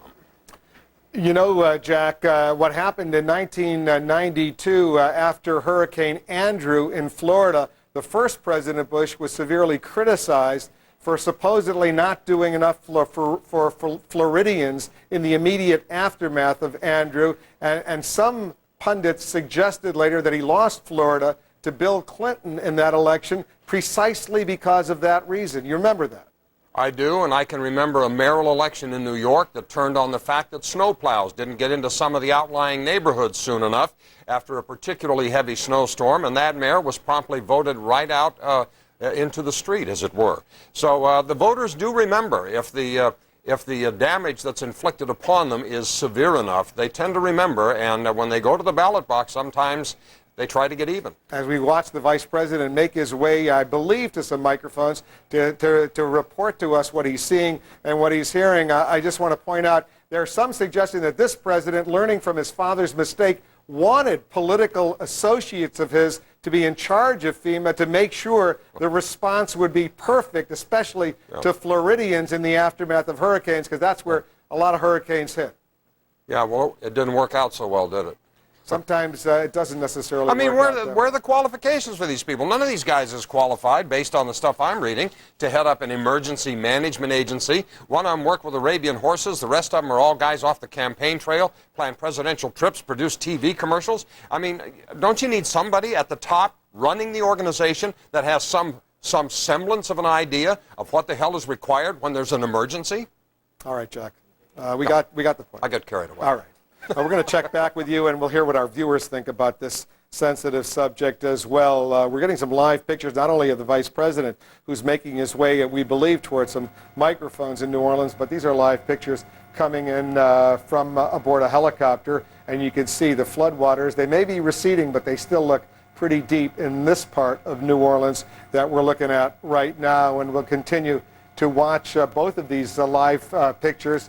The Vice President is there. The floodwaters on the left part of the screen also there. We'll see if the Vice President makes it to the microphones. We'll stand by. He's with Lynn Cheney, his wife, and other officials. His party clearly getting a bird's eye view of what is happening in this region today. We'll watch to see if the Vice President does come over to the microphones. We'll bring you his words when he makes those. In the meantime, with New Orleans mostly evacuated, Baton Rouge, Louisiana, is busting at the seams. Could that city's infrastructure literally fall apart? That story, that's coming up. Plus, the youngest survivors of the storm, missing and suffering, will focus on the mission to reunite children and their parents, separated when Katrina hit.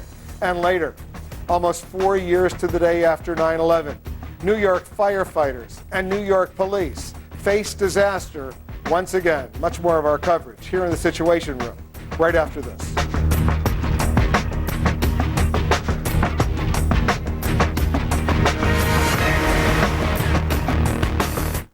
CNN Primetime, tonight at 8. Paula's On Now takes you beyond the headlines. Paula's On Now, CNN Primetime, tonight, 8 Eastern.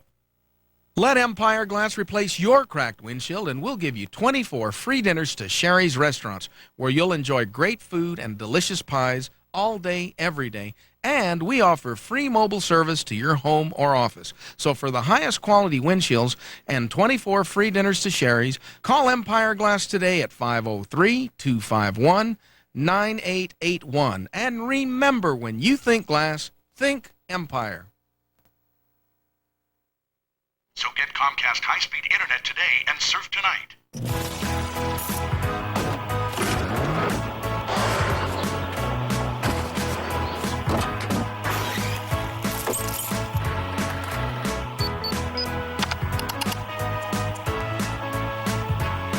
So get Comcast high-speed internet at Best Buy and get a free modem, self-install kit, and $50 Best Buy gift card. And all at a special monthly price. Once you know, you go. Remarkable new 9/11 stories and all new CNN Sunday night, 8 Eastern.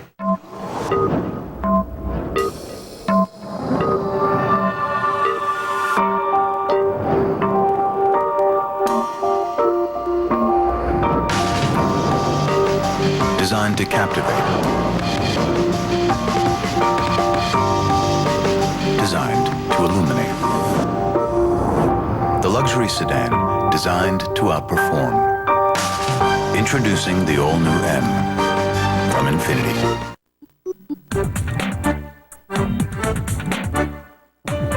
Verizon Broadband, the world's most advanced network, brings your employees, suppliers, and customers together so they can go about their business seamlessly.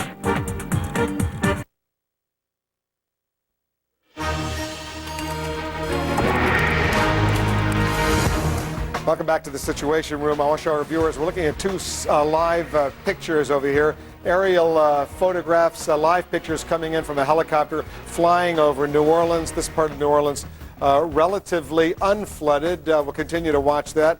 Over here, we were looking at the Vice President of the United States, Dick Cheney. He's now arrived at that 17th Street Canal area to eyewitness the sandbagging operation that's unfolding there. What they do is they take these giant helicopters, they lift up these sandbags, move them over to the breaches in the canal to try to, into the levees, to try to make sure that that area the water stops flowing into the city and it stays where it's supposed to stay. But that sandbagging operation has been critical. We've been watching it now for several days. The Vice President is there. He's going to see it for himself.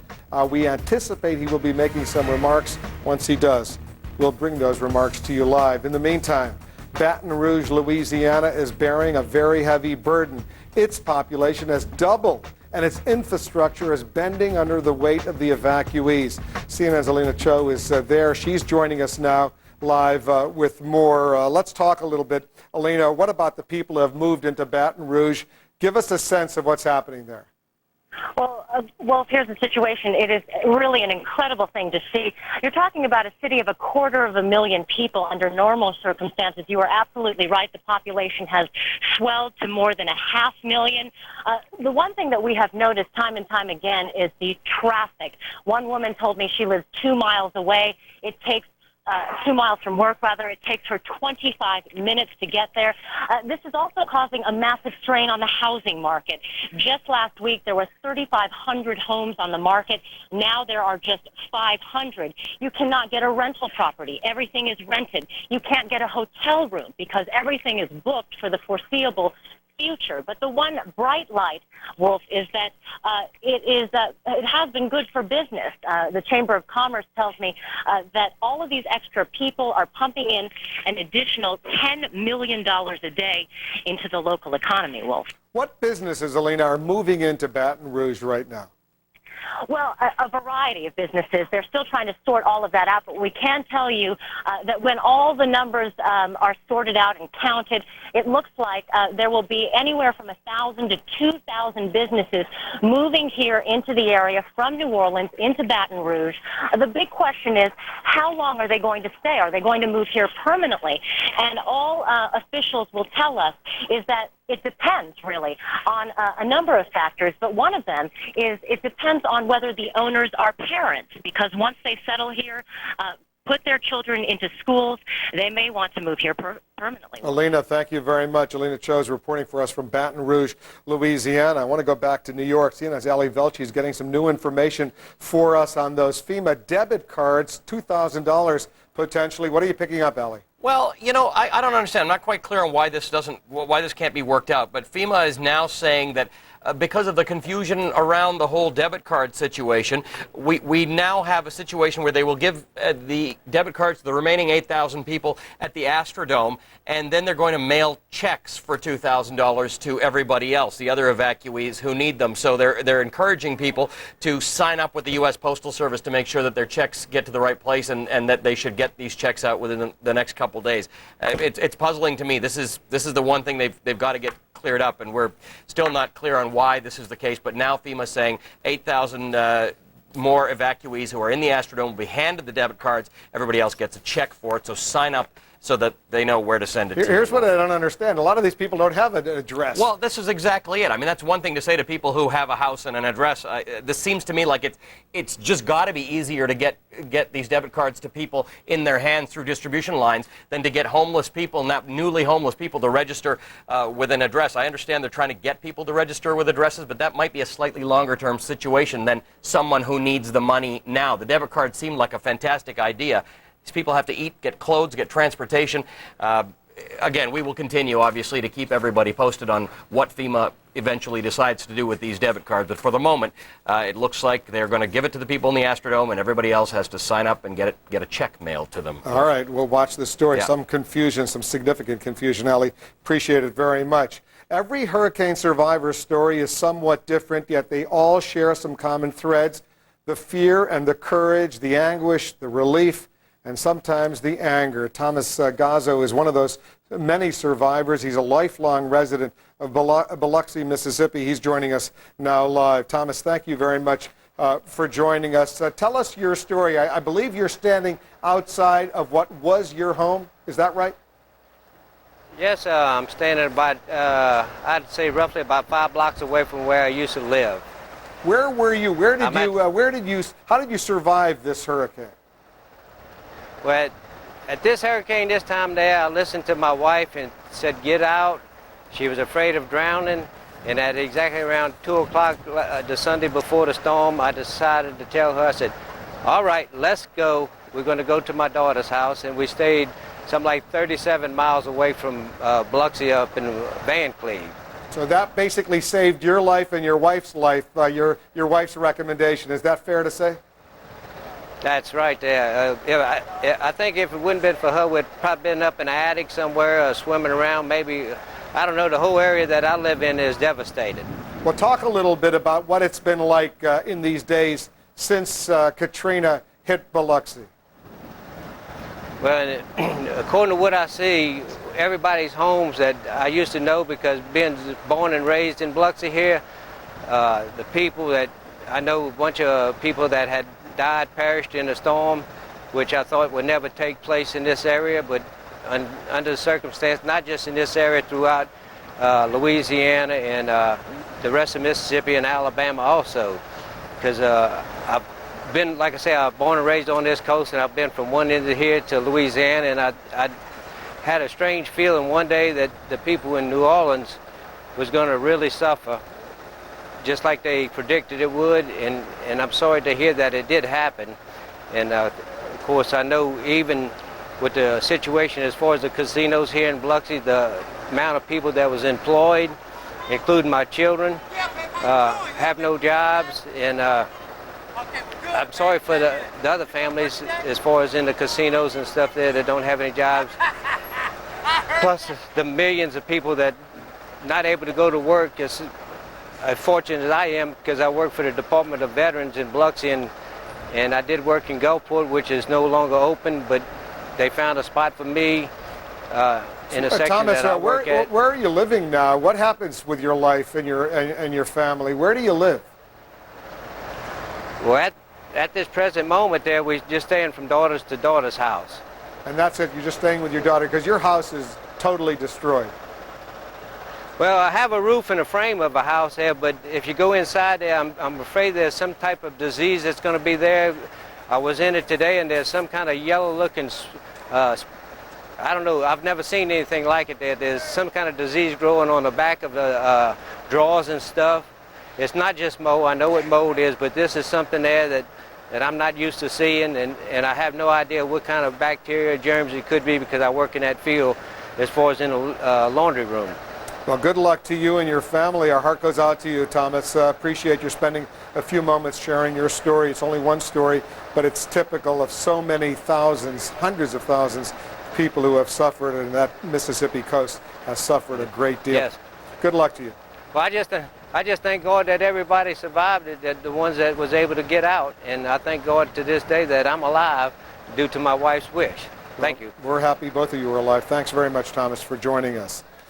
The unfortunate stories are not likely to end anytime soon. Coming up, perhaps the most vulnerable victims from this hurricane, children, many still missing. We'll tell you what one national agency is doing to find them. You're in the Situation Room.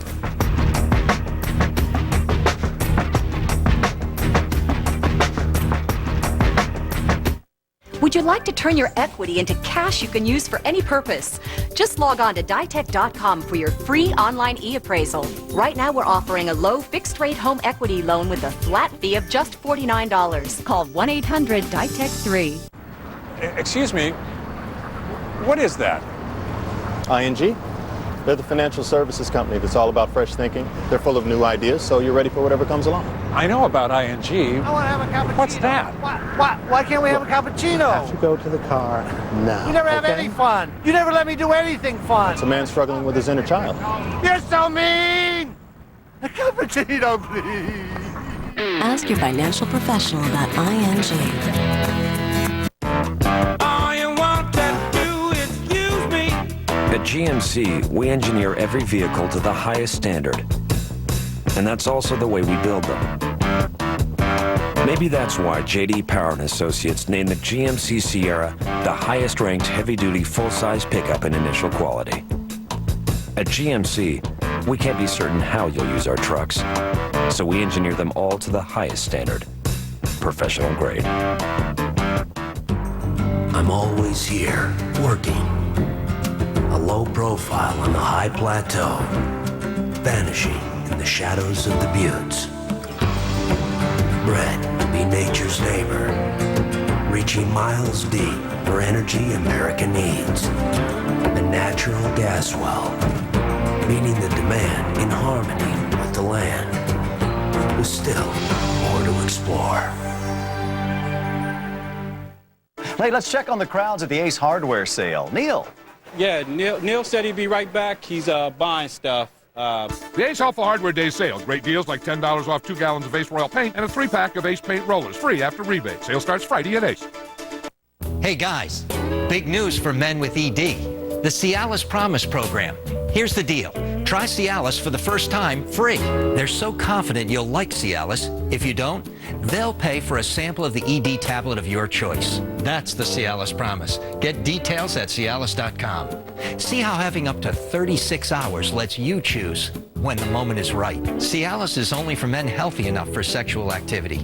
Do not take Cialis if you take nitrates for chest pain, as this may cause an unsafe drop in blood pressure. Don't drink alcohol in excess with Cialis. Side effects may include headache, upset stomach, delayed backache, or muscle ache. As with any ED tablet, men who experience an erection for more than 4 hours should seek immediate medical attention to avoid long-term injury. Discuss your health status and medications, including alpha blockers, with your doctor, and ask if Cialis is right for you. Discover the Cialis Promise program. Are you ready?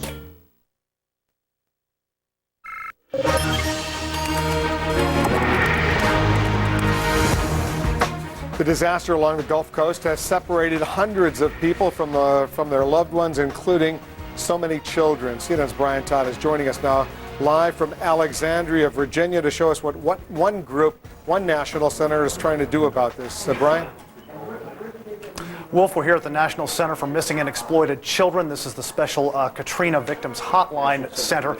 This place is literally swamped with calls, hundreds of them coming in each hour. Now, the calls first come into this room where they handle the real bulk of the telephone bank.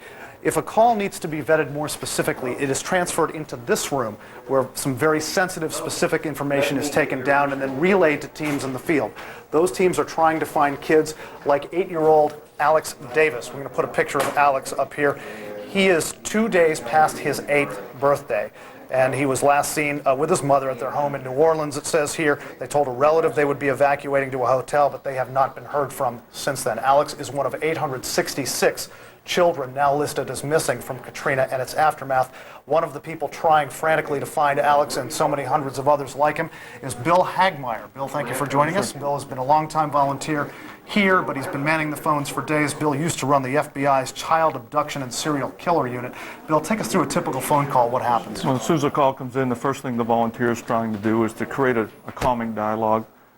These people, all of them are concerned. Many of them are very emotional, and some of them are just downright angry at the situation overall. And you had some interesting anecdotal stuff about just the frame of mind that some of these people are in when they call. Some of them actually don't even know where they're calling from, unfortunately, and that's tragic in itself. They're looking for their children that they haven't seen since they got on the bus. We've had other relatives calling in looking for grandchildren. They don't know their names. We've had people calling in saying that their brother was in a gang, and if we do find him deceased, they want us to promise that we're going to have a homicide investigation and not just pick him up and put him in a morgue. It really runs the gamut of all ends of society. Well, Bill, good luck to you and everybody here manning the phones. Dozens of volunteers, about 40 or so at a given time, 16 hours a day, Wolf, 8 a.m. to midnight. If you want to call into the hotline, if you know any information about Alex Davis or any of these kids, we'll put up the number now. It is 1-888-544-5475, or go to www.missingkids.com. Wolf. Brian, thank you very much. Useful information for our viewers. Coming up here in the Situation Room, they are there because they're familiar with disaster. New York City firefighters and New York City police officers. They're in New Orleans right now. We'll tell you what they're doing and why this has such special meaning for New York's finest and bravest nearly 4 years to the day after 9/11.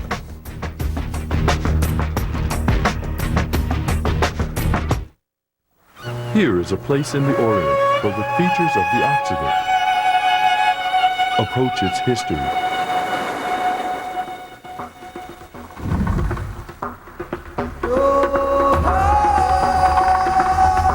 Feel its presence.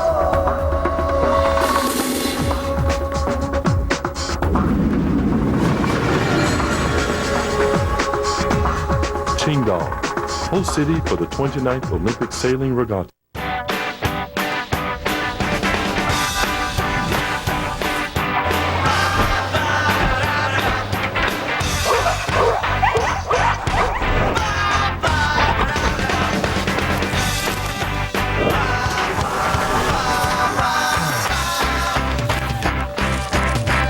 The HP Blade System server powered by Intel Xeon processors. Consolidation made easy. Let's go, girls. Go places this weekend at 50% off. Rent Friday to Monday, 50% off. Pick Enterprise. We'll pick you up. Tonight, Anderson Cooper still in the storm. They made sure we were safe. Ordinary people rise up to extraordinary challenges. A special look at Angels of the Storm. CNN tonight, 7 Eastern.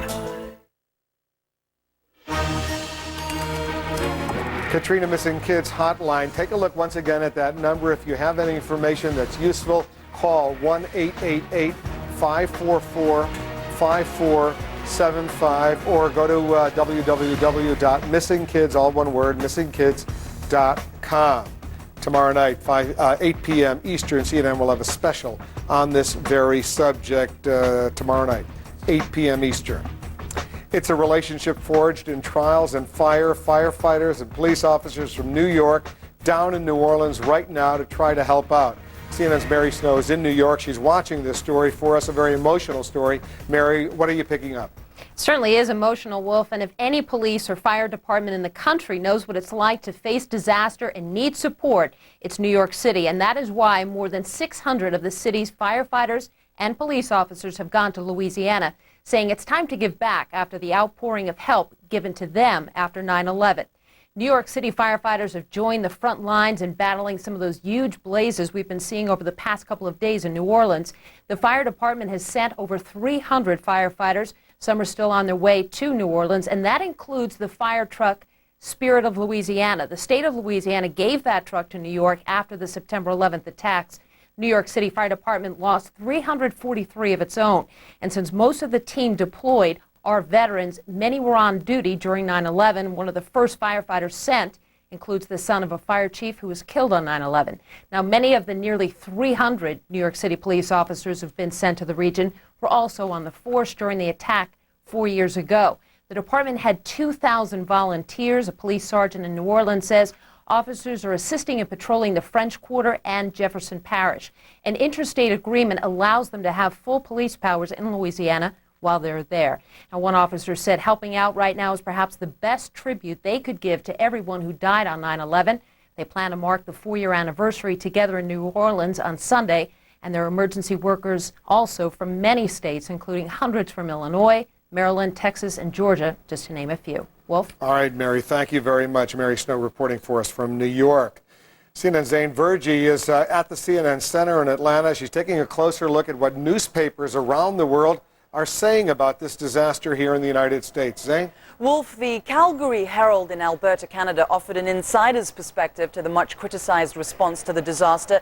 Nathan Manning is the son of the former Canadian Reform Party leader Preston Manning. He was attending university in Louisiana and writes this: much has been written about the disorganized efforts at evacuating New Orleans, but I saw a much more uplifting side of the story. The organization and spontaneous volunteer efforts of the doctors, social workers, and students at Louisiana State University in Baton Rouge, where I attend school, reflected a wonderful human spirit that pervaded all the activity there.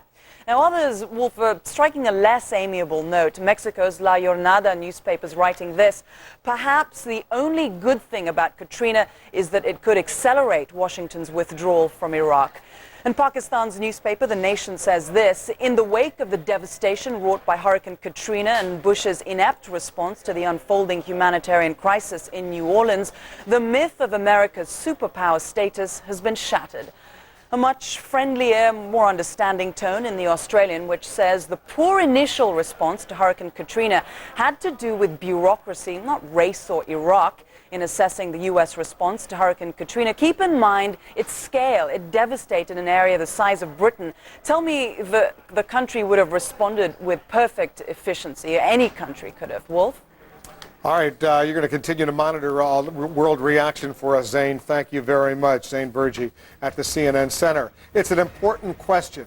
Who should be in charge during a natural disaster coming up? We've been asking you if the U.S. military should be in charge. Jack Cafferty reading your email. I'll have a sample when we come back.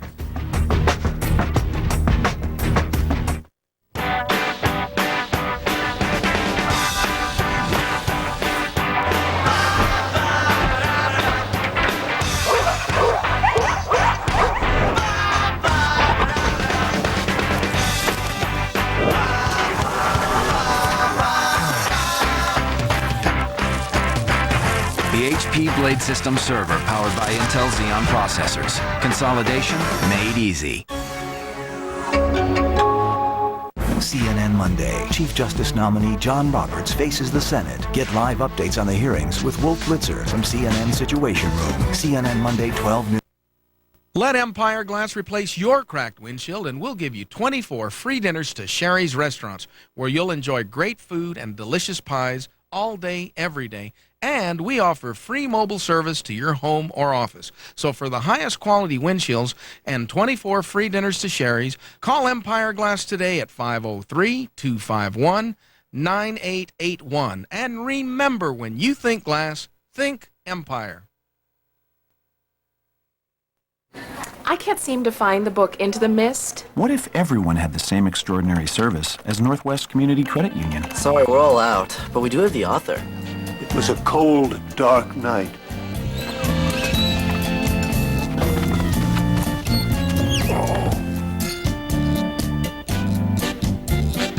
Northwest Community Credit Union, where you're more than welcome. And where the rates are as extraordinary as the service. Why did your last diet fail? If you're over 30, overstressed, and overweight, take a look in the mirror. You've got excess body fat around your waist, hips, and belly, right? Well, diet failure is not your fault. The problem is cortisol, a nasty little stress hormone that traps excess fat around the middle. But now there's Relacor. Relacor helps control cortisol and helps us lose stubborn belly fat fast. If you're dieting and still plagued by unsightly belly bulge, even if you're low-carb dieting, there's only one Relacor. Relacor helps you get thinner, look younger, and have energy to burn. Remember, when you're over 30, overstressed, and want to get rid of stubborn belly fat, the answer is Relacor. Call in the next 15 minutes and find out how you can receive a 1-month supply of Relacor absolutely free. Call 1-800-910-1401. That's 1-800-910-1401. Order Relacor now. It's easy. You'll love it. Remarkable new 9/11 stories and all new CNN Sunday night, 8 Eastern.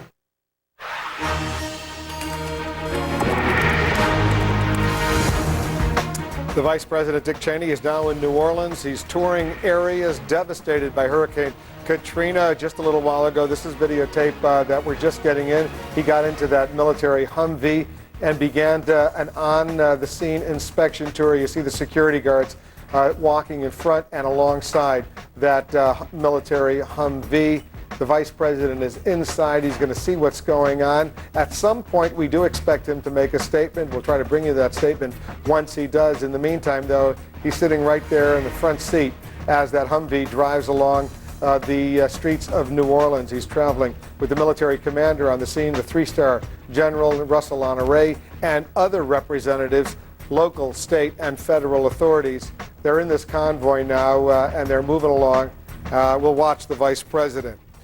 In the meantime, we'll continue our coverage of this state of emergency. CNN's Tom Foreman, who spent many years working in New Orleans, he's joining us once again with his rather unique perspective, given your history on this disaster. What are you picking up today, Tom? Well, the biggest thing I'm picking up, Wolf, is that if there is a center of destruction here, and there is so much all along the Gulf, everywhere, this is not to diminish any place, but one of the places that we're going to have to watch very closely over the next few days is going to be right here on the map. You see our big map of New Orleans. Here's downtown New Orleans. We've shown you this several times. But if we go in, there's a wide shot so you can see it all. If we go all the way in, right here, this area to the east of town, this is called the 9th Ward, the lower 9th Ward.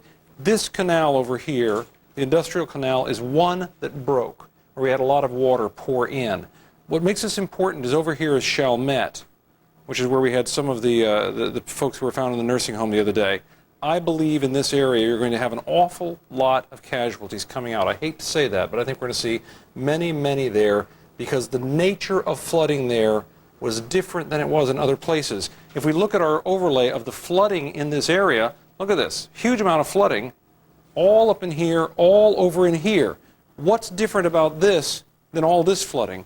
The difference is that the flooding that happened in this area was explosive in nature.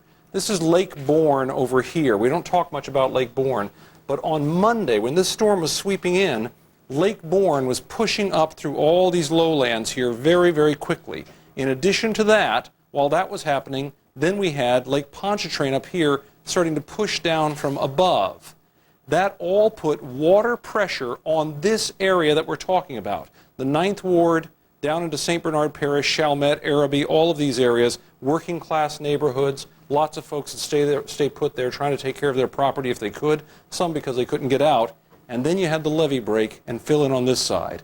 All reports out of this area were not of water merely rising rapidly like we saw in other parts of New Orleans on Tuesday, but of water rising at a cataclysmic rate on Monday.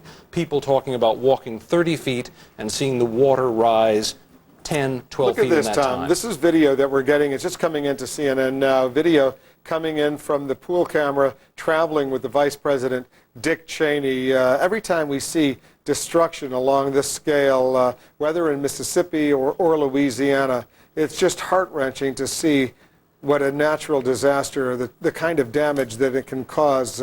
These houses simply destroyed all along the Gulf Coast. And always remember, it's something that people have to remember about hurricanes, and it's easy to forget. The water is what destroys things. Wind does. Wind is important, and these kind of winds will do a lot of damage. But water, getting into a building and shaking it around will ruin it quickly.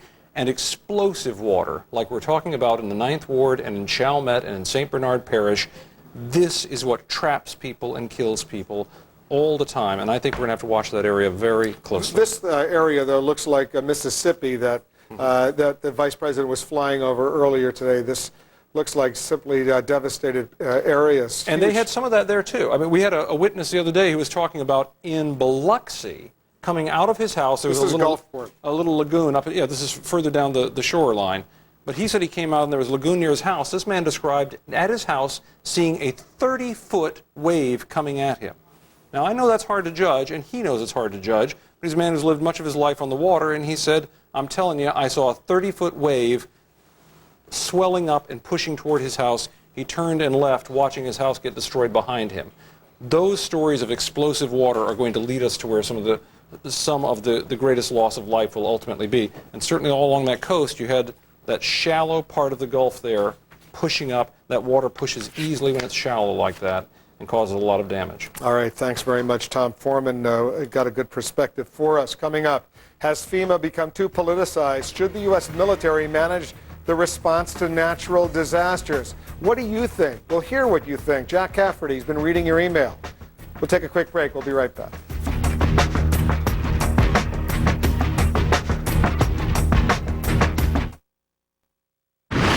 Be powerful. Be focused. Be committed. Be daring. In other words, be extraordinary. E-Trade Financial, with our state-of-the-art platform for long-term investors. At E-Trade Financial, we keep challenging the ordinary to help investors be extraordinary. Just announced, the Chevy employee discount continues on 05 vehicles and is now available on 06 full-size trucks. From the family of Chevy trucks, the most dependable, longest-lasting trucks on the road. The discount price is right on the window. That's the Chevy Total Value Promise. Right now, get a 2006 Silverado 1500 regular cab WT for under $16,200. See your local Chevy dealer today. Ditech.com can save you thousands of dollars in closing costs. With our previous refinances, we ended up paying a lot in closing costs. This time, we went to Ditech, and it was only $395. Log on or call 1-800-DITECH-3.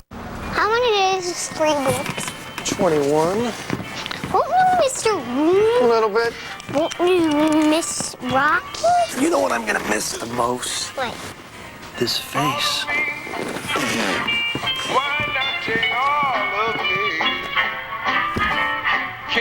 Mr. Bucket, welcome to Residence Inn. Residence Inn. All suites with all the comforts.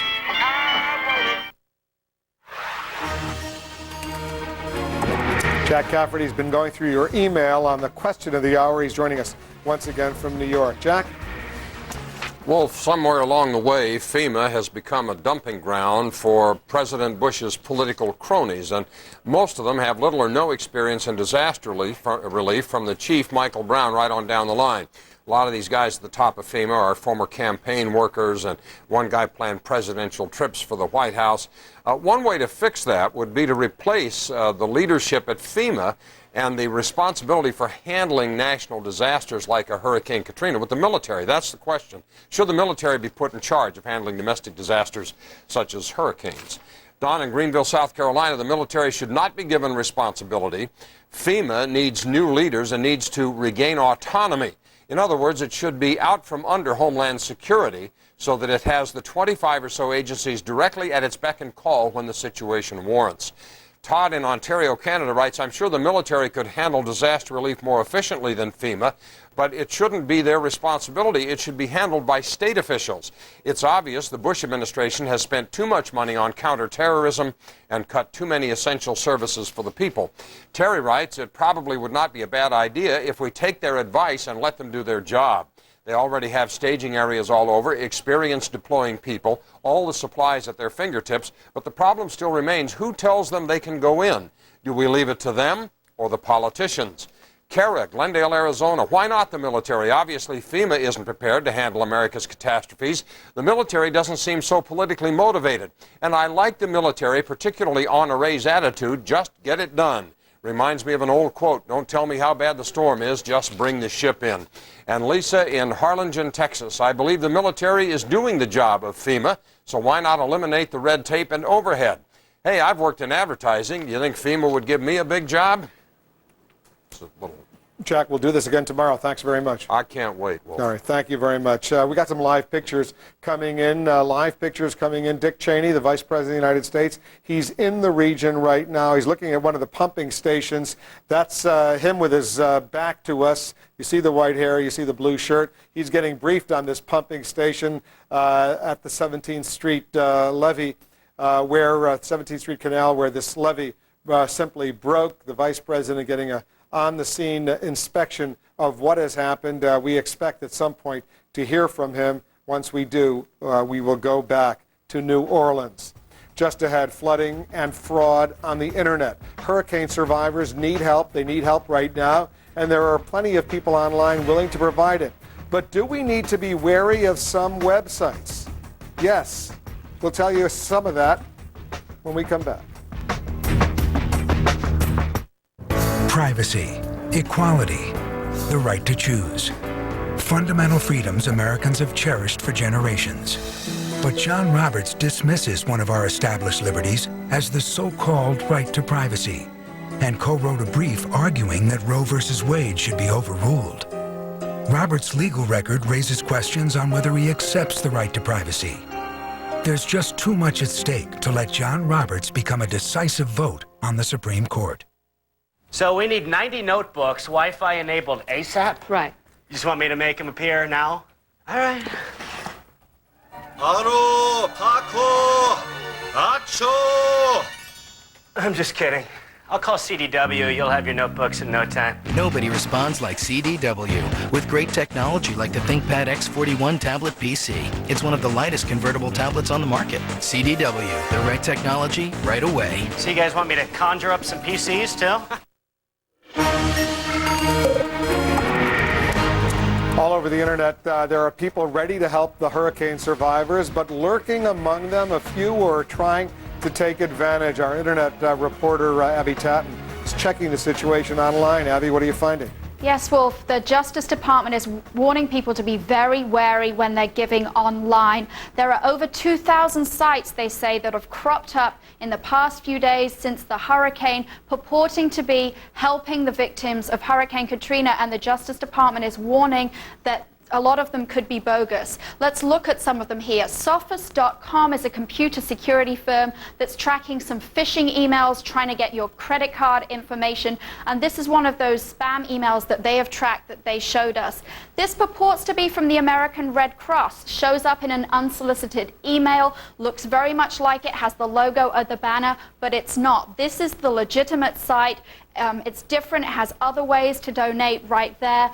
The warning that they're giving is avoid these unsolicited emails. If you want to donate to the Red Cross, use a search engine like google.com to find out the legitimate site. Avoid the unsolicited emails. Wolf? Abby, thank you very much. We'll check back with you tomorrow. We're in the Situation Room every weekday afternoon, 3 to 6 p.m. Eastern. I'm Wolf Blitzer in Washington. Lou Dobbs tonight starts right now. Lou standing by in New York. Lou? Well, thank you. Good evening, everybody. Tonight, New Orleans Mayor Ray Nagin is giving hurricane survivors who refuse to leave their homes one last chance. Police and troops are trying to convince people to leave that city voluntarily. The next step, forcible removal. It's not altogether clear whether local, state, and federal agencies have the legal right to forcibly remove people from their homes. We'll be examining this critical issue here tonight. And on Capitol Hill, the highly partisan fight over who's to blame for the failure to respond quickly to this disaster is escalating. We'll be taking a look at one left-wing group that is at the center of what is increasingly a partisan battle. Senator John Kyle says this disaster makes him less certain that the United States can respond effectively to a terrorist attack against this country. Senator Kyle is our guest here, and I'll also be talking with a hero of 9/11, former New York City Police Commissioner Bernard Carrick. We'll be talking about the responsibilities of local governments in terrorist attacks and natural disasters. Tonight, there is word that a new hurricane is now charging toward the coast of Florida. We'll have the very latest for you on what is now Hurricane Ophelia. Tonight, health officials in New Orleans are desperately concerned about the safety of as many as 15,000 hurricane survivors who remain in that city. Those people face critical health risks. Rescue workers are making a new effort to convince remaining survivors to leave the city.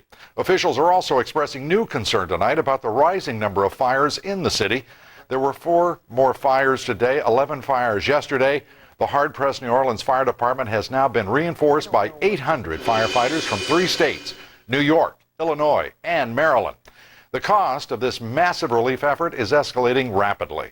The House of Representatives today passed an emergency spending bill for $52 billion of additional money. President Bush also announced new government incentives to help the hundreds of thousands of people who've left their homes and have no money. We begin our coverage tonight with a report by Jeff Koinange in New Orleans. If they bundle me up and carry me off, there will be gunfire. Austin Odwai has been holed out in his house in a wealthy New Orleans neighborhood for more than 10 days. And he says he's done this without anyone's help. He insists he's not worried about the outbreak of disease from stagnant, corpse-infested waters. Why do they think that I am any more susceptible to disease than the soldiers that they've ordered to come evict us? He's not alone. Grady Hardy's been looking after his neighbors' houses while they fled from Katrina. But if it comes to a forced eviction, he says he'll have no choice but to leave. Of course not. I can't resist armed force. I will verbally protest, absolutely. Meanwhile, a few blocks away, James Favreau is returning to inspect his home for the first time since the hurricane left much of his city submerged. He's been staying with friends several hundred miles away and is worried his multi-million-dollar home may have taken a big hit. Look, I've got an open window up here, Dad. I'm gonna have to go shut that, and God knows what kind of water got in there. Bob McCleskey is Favreau's neighbor. He too is returning home for the first time and is pleasantly surprised his house is largely intact.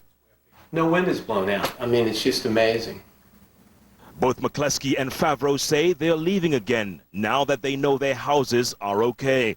They say New Orleans is no longer where they want their families to be. Open door. There's a visible armed police presence everywhere in these streets. Some of these state troopers come from as far away as California and New York. There are also literally thousands of National Guard troops in just about every corner of this city. A macabre reminder of a city in a state of emergency. When they come with the M16s to the house pointing with their hands on the trigger, I'm not crazy. I will go. As the patrols intensify and with time running out, the city's remaining residents find themselves with two choices: leave or be forced to leave. Lou, bottom line, people don't want to leave this city for two basic reasons. One, a lot of them have pets. If they leave town, they don't know whether they'll be allowed to take their pets with them. Two, if they leave town, they don't know whether their houses will be safe if they are left unattended. Lou?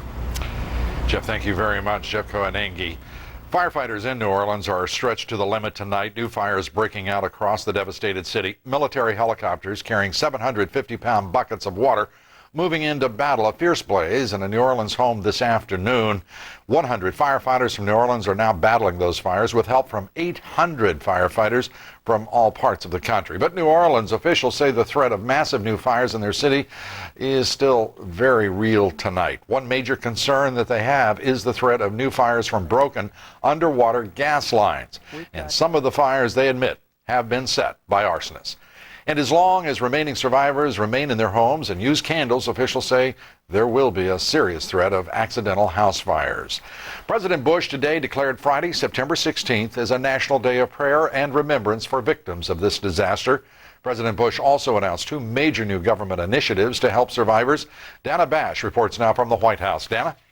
Well, Lou, first on the National Day of Prayer, the White House, unfortunately, is well aware that the American people are likely to see in the next few days and hear about more and more stories of bodies being recovered.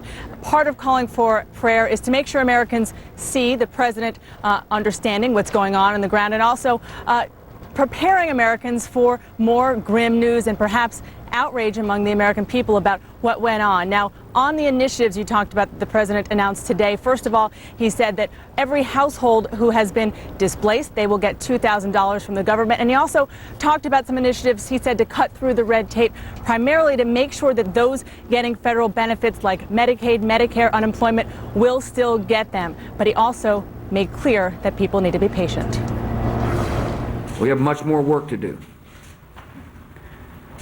But the people who have been hurt by this storm need to know that the government is going to be with you for the long haul. Now, the big question here is how to actually confront that long-haul, monumental task of relocation and all of the things that the federal government is going to have to do that could take 6 to 9 months, even longer. The president had a flurry of meetings about this today and all week. He also met with some members of Congress, Republicans, to talk about what legislation could be needed. And some Republicans here, Lou, came out of a meeting with the president and said that they told him that it's very important to get an outside official, somebody who's going to be down there, somebody who's very influential, who can deal with this task for the long term. Lou? Suggesting that the officials that are appointed by the government, Homeland Security Chief Michael Chertoff, FEMA Director Michael Brown, are not adequate to the task? Well, that's certainly the question that we asked, and the answer was that they are people who have their work cut out for them in the jobs that they are doing now, and that this is going to be such a huge task where you're going to need a presence, a leader on the ground for so long that they think that somebody should be out there. No names we've heard floating around Washington, Rudy Giuliani, Colin Powell. The White House says that this is definitely something that's on the table, but they haven't made any decision yet. Lou? Thank you very much. Dana Bash from the White House. President Bush today sent Vice President Dick Cheney to tour the disaster area. The Vice President, now in New Orleans, inspected flood damage and the damaged levees. Earlier, Vice President Cheney was in Gulfport, Mississippi, where he declared that emergency workers are making what he called significant progress in their search and recovery operation. Many evacuees are in Houston. City officials today ordered a lockdown at the Astrodome, however, as people started rushing to get to those new debit cards. That quickly became chaos. The chaos was so great and extended that officials were forced to shut down the operation. Betty Wynn is live at the Houston Astrodome tonight with the story. Betty? Lou, we've been under a temporary lockdown today because flooding into Reliant Park to get their hands on these. It's an American Red Cross debit card. It allows up to $2,000 per family for many of these evacuees, and so many folks rush in here to get their hands on them and wait in long lines. Lines span all the way down the side of the building at Reliant Center. People waited for hours on end, and there was a lot of confusion over whether these cards would be available and if they're the same thing as the FEMA cards. Plus, to make matters worse, people from other shelters were coming in here when this was only supposed to be designated to evacuees at the Reliant Park area. On top of that, we have learned, though, despite the chaos, some 1,400 evacuees were given a process, at least, so they would be given these debit cards today. Now, but because of all the chaos, Lou, FEMA has decided to rethink these debit cards, which they were planning to distribute tomorrow. We have learned that indeed they will continue distributing debit cards tomorrow, $2,000 per family here in the Houston area at the 3 or the 4 main shelters. But outside of this Houston area, we've learned from a regional officer with FEMA that they've decided to rethink that, and they're going to go with electronic funds transferring, basically saying that they're going to electronically put the money in bank accounts or send evacuees checks. So they've learned lessons from the chaos today and because of the lockdown, and they've changed the method in which they're going to use these debit cards. But as for now, all the evacuees here in Houston will be getting the debit cards, and that starts at 8 a.m. tomorrow. One last thing. Amid all this chaos, people are still looking for family members, and we have a gentleman who came to us yesterday looking for his daughter. He, in fact, did find her. Take a listen. Everyone is fine now. Everyone is located and everyone is fine, and I'm fine now that I know where my daughter is and she's safe. That's right. That was George Parker. So excited to hear from his daughter. Indeed, she is in Arkansas, of all places. They were in New Orleans when the water started rising in their apartment. They were luckily able to get out. Her husband had to undergo surgery, though, but they are all alive, and he is so thankful for that, Lou. And Betty, that is part of the horror that has been Hurricane Katrina and its aftermath, in which not enough attention is probably paid, and that is, in addition to everything else that these victims of this hurricane are going through, the separation from their families is certainly a critical part of that, and at least in this instance, a happy ending. Betty Wynn, thank you very much from the Houston Superdome. Tonight, there is a new hurricane threat to this country. Tropical storm Ophelia has strengthened into the 7th hurricane of the season. It is now off the coast of Florida. Rob Marciano is in our weather center with the very latest. Rob? Lou, very close to the coastline of Florida, as a matter of fact. Only 70 miles now east-northeast of Cape Canaveral, Florida. So right about there, 70 miles this way, and there you got it. An explosion of thunderstorms and an expansion of the cloud canopy today, and then recon aircraft in there earlier this afternoon indicating that, yes, winds have now gotten to 75 miles an hour. That makes it a Category 1 storm. Problem is, it's stationary. It's sitting right over the Gulf Stream with waters of 85 degrees plus, so that's one of the reasons that it has strengthened, and it's one of the reasons that there could be some more strengthening here in the next day or two.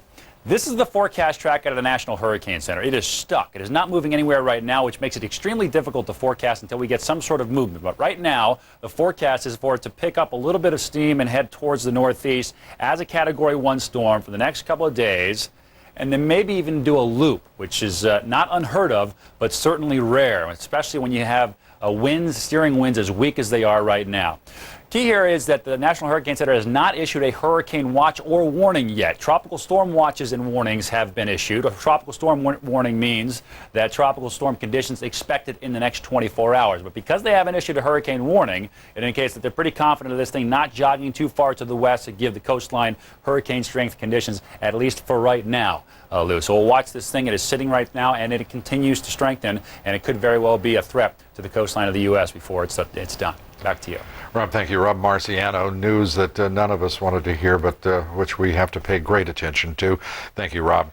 Still ahead here, New Orleans residents have one last chance to leave their homes before New Orleans police force them out. I'll be talking with our senior legal analyst, Jeffrey Tubin, about whether police and other authorities actually have the legal power to remove them from their homes. In the blame game on Capitol Hill, why Congress is unable to put political bickering and partisan advantage seeking aside as they try to help disaster victims. And the man who led New York's police response to September 11th says state and local officials are greatly to blame for the failure to respond adequately in New Orleans. I'll be talking with former New York City Police Commissioner Bernard Carey about the breakdown next. Lou Dobbs Tonight is brought to you by the Sharp Digital Imager Series. All the productivity you want, all the document security you need. What cooks like butter, spreads like butter, and has a fresh dairy taste like butter without the cholesterol and high saturated fat? Smart Balance Buttery Spread. Smart Balance just received another Best Taste Award and is endorsed by professional chefs. It's the only spread with a patented balance of fats to help increase HDL good cholesterol and avoids trans fat naturally, not artificially as some spreads do. Smart Balance. You're going to love that buttery taste. Who would ever think that the waste we generate would generate support for local events? The same people who lead the way in recycling nationwide and who conduct educational programs for our children. We're Waste Management. Working with local leaders, we're developing smart, earth-friendly landfill properties that serve the community in unexpected ways. From everyday collection to environmental protection, think green, think Waste Management. Sharp multifunction products transform the office by adding enhanced color to your documents. Then Sharp technology doubled your productivity by scanning two-sided documents in a single pass. Now Sharp's Data Security Kit is transforming the office again by preventing unauthorized access to information while keeping sensitive digital documents from falling into the wrong hands. The Sharp Digital Imager Series. All the productivity you want, all the document security you need. The Oracle Grid, a group of low-cost servers connected by Oracle software. Now, if a server fails, the grid just keeps running. The Oracle Grid runs faster, costs less, and never breaks. A research culture dedicated to finding investment opportunities others miss. Van Kampen Investments. Shine. An extraordinary example today of how the hurricane disaster could be used by highly partisan groups on both sides of the political spectrum to win political advantage. USA Today reported that the liberal group MoveOn.org planned to use images from the disaster to criticize Supreme Court nominee Judge John Roberts. But MoveOn.org later insisted it never had any plans whatsoever to produce such an ad.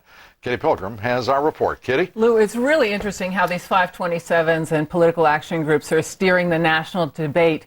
Today, MoveOn.org, a political action group, organized a rally outside the White House with victims of the hurricane. They were chanting shame, and their flyers read, President Bush should stop blaming the victims of Hurricane Katrina and get to work helping them.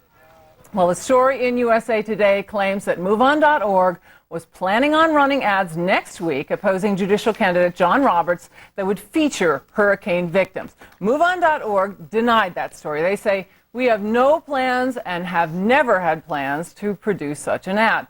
Well, then you have the head of another group, the Family Research Council, calling a press conference saying, I am outraged that MoveOn.org would exploit the suffering of the people of my state and the Gulf region in their ongoing campaign to destroy Judge Roberts. Well, we spoke to USA Today, the reporter, Mark Memmott, and he stands by his story. He finds it odd that MoveOn.org would tell him about the ads on Wednesday and then deny them on Thursday. But ad or no ad, these political groups, Lou, are definitely using the hurricane for their own political message. It's extraordinary. It is unseemly on both sides of the political spectrum. We should point out, whether conservative or liberal, radically left or radically right. It's beyond distasteful. It's lacking in civility. It is treating the American people like they're fools, as if labels are adequate to project a reality. This is absurd. It seems very transparent, and certainly the American public is capable of seeing beyond this, I think. And USA Today stands by its story? They absolutely do, and the reporter does too. Well, I thought if one, certainly the other. Thank you very much, Katie Pilgrim. As politicians argue about who is to blame in the inadequate response to this disaster, as many as 15,000 New Orleans residents are tonight being ordered to leave their city or face forcible removal.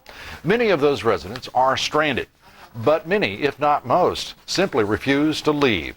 Those residents are living without power. They do not have jobs, in some cases lacking refrigeration and all of the necessities of life. They remain. The threat to their health, however, is rising by the hour. But can New Orleans or any other government entity legally force them to leave their property? We ask our senior legal analyst, Jeffrey Toobin, to examine the question, and he joins me now. Jeffrey, are these authorities acting according to the law? They certainly are, although, as always with the law, there are varying interpretations, but there is a specific statute that allows the governor and the mayor to do what they're doing. And maybe I could just read it and we can say what it says. It says, the governor can direct and compel the evacuation of all or part of the population from any stricken or threatened area within the state if he or she deems this action necessary for the preservation of life or other disaster mitigation, response, or recovery. That would seem to cover what's available. And what law is that? That's just that is a Louisiana state statute on disaster relief. And the fact is that the talk of a mandatory evacuation order, did they also have that power before Katrina hit? They did. This was a law that was on the books before. And one wonders at why it was not used. And that is the responsibility of the mayor or the governor, or both? Both have separate authority. Those statutes are somewhat different, but they're basically offer the same power to each official. Now, General Honore, the man in charge of the military down there, says his troops are not going to, his soldiers are not going to be participating in forcible removal. Is that also within the... That would be within their right. You know, there's a famous old law called Posse Comitatus, which says that ordinary American troops cannot be used in any sort of police action within the 50 states. However, the National Guard is exempted from that, and National Guard can always make arrests. So if General Honore wanted to order his troops to make arrests, he can. Jeffrey Toobin, thank you very much for laying out the law, and as always, we appreciate it. Coming up here next, the blame game over the hurricane. It began long before any organized relief effort was actually underway along the devastated Gulf Coast, believe it or not. It is now becoming increasingly intense. We'll have a special report on that. And then the chairman of the Senate Terrorism Subcommittee is determined to avoid a similar response in the event of a terrorist attack against this country. Senator John Kyle is our guest. That and a great deal more still ahead. Stay with us. CNN Primetime beginning at 7. Angels of the Storm. The ordinary rising up to extraordinary challenges. The remarkable heroes of Katrina. Then at 8. One Church's mission, caring for this disaster's most vulnerable victims. And at 10. Standing their ground. Why so many residents of New Orleans refuse to leave, even in the face of looming health risks. All CNN Tonight beginning 7 Eastern. People should be treated fairly. That's why eLoan has fought for the strictest privacy laws in the industry. Check out our current monthly mortgage options. Those are some of the revolutionary ways we're changing the lending industry. eLoan. Radically simple. Lots of Wi-Fi users work in coffee shops, which aren't always the best places to work. Wouldn't it be great to work wherever you wanted instead of only in hotspots? Now you can with Verizon Wireless Broadband Access. Wi-Fi only works in limited locations, while Broadband Access is the nation's largest, fastest, wide-area wireless broadband network and is expanding coast to coast. Now get unlimited access at a great price, so you won't get stuck in a not-so-hot spot. Verizon Wireless, we never stop working for you. Introducing eTrade Complete. Control your financial world from one page and maximize the potential value of every dollar. In other words, be master of your domain. eTrade Financial. Be extraordinary. Last year, Norfolk Southern took hundreds of thousands of freight loads off the highways. This year, they have the capacity to handle even more. Norfolk Southern, the future of transportation. CNN Monday. Chief Justice nominee John Roberts faces the Senate. Get live updates on the hearings with Wolf Blitzer from CNN Situation Room. CNN Monday, 12 noon. You can really see the difference at Willamette View, Portland's premier accredited senior retirement community. You'll love the lifestyle and views from its landscaped acreage on the Willamette River. A variety of activities, social, cultural, and wellness programs. The vitality of this senior community is unique and vibrant, like no other. Come see the difference for yourself. Come see why Willamette View got its name. React, respond, create and then move on. Stop viruses. Stop spyware. Stop paying extra. Because Comcast high-speed internet service includes McAfee pop-up blocker, antivirus, and parental controls free. Comcast and McAfee. All you need to protect your privacy and your family. Call now for this great offer. The heart-stopping race against time to save the children of Katrina. Larry King, CNN Tonight. Tonight, charges and countercharges about which official, whether local, state, or federal, failed to do his or her part. And the charges and countercharges have become increasingly partisan and bitter. Federal, state, and local officials are doing anything they can now to assign blame and avoid taking responsibility now for what has been universally described as a slow and inadequate response to this disaster. Lisa Sylvester reports. After the levees broke and chaos ripped through New Orleans, Mayor Ray Nagin thrashed the federal government for not doing enough in an interview with WWL Radio's Garland Robinette. Don't tell me 40,000 people are coming here. They're not here. It's too doggone late. Now get off your asses and let's do something. Democratic lawmakers blame the Bush administration for ignoring poor black constituents. I'm ashamed of America. I'm ashamed of our government. Finger pointing quickly focused on Department of Homeland Security Secretary Michael Chertoff, and right below him, Federal Emergency Management Chief Mike Brown, a well-connected political appointee. I think Mike Brown has demonstrated that he can't handle the job. The White House was on the defensive. There's some that are interested in playing the blame game. This is getting into where some want to engage in a blame game. The time for bickering and blame gaming is later. By midweek, Republicans started openly shifting the blame to state and local leaders. Louisiana Governor Kathleen Blanco for refusing to sign over control of the National Guard to the federal government, Mayor Nagin for sending his citizens to the Superdome and Convention Center and not out of the city, and for his failure to move 12,000 buses that could have carried people to safety to higher ground. The emergency response system was set up to work from the bottom up, and it's the local officials trying to handle the problem. When they can't handle the problem, they go to the state, and the state does what they can do. Anyone who could have prevented this is being blamed, including Congress for giving FEMA a skimpy budget, Louisiana's federal representatives for funneling Army Corps of Engineers funds to the wrong projects, even the people of New Orleans, those who didn't follow the mandatory evacuation order. Republican leaders in the House and the Senate say they plan to investigate what went wrong and who is to blame. But Democrats say there should be a 9/11 type of independent commission.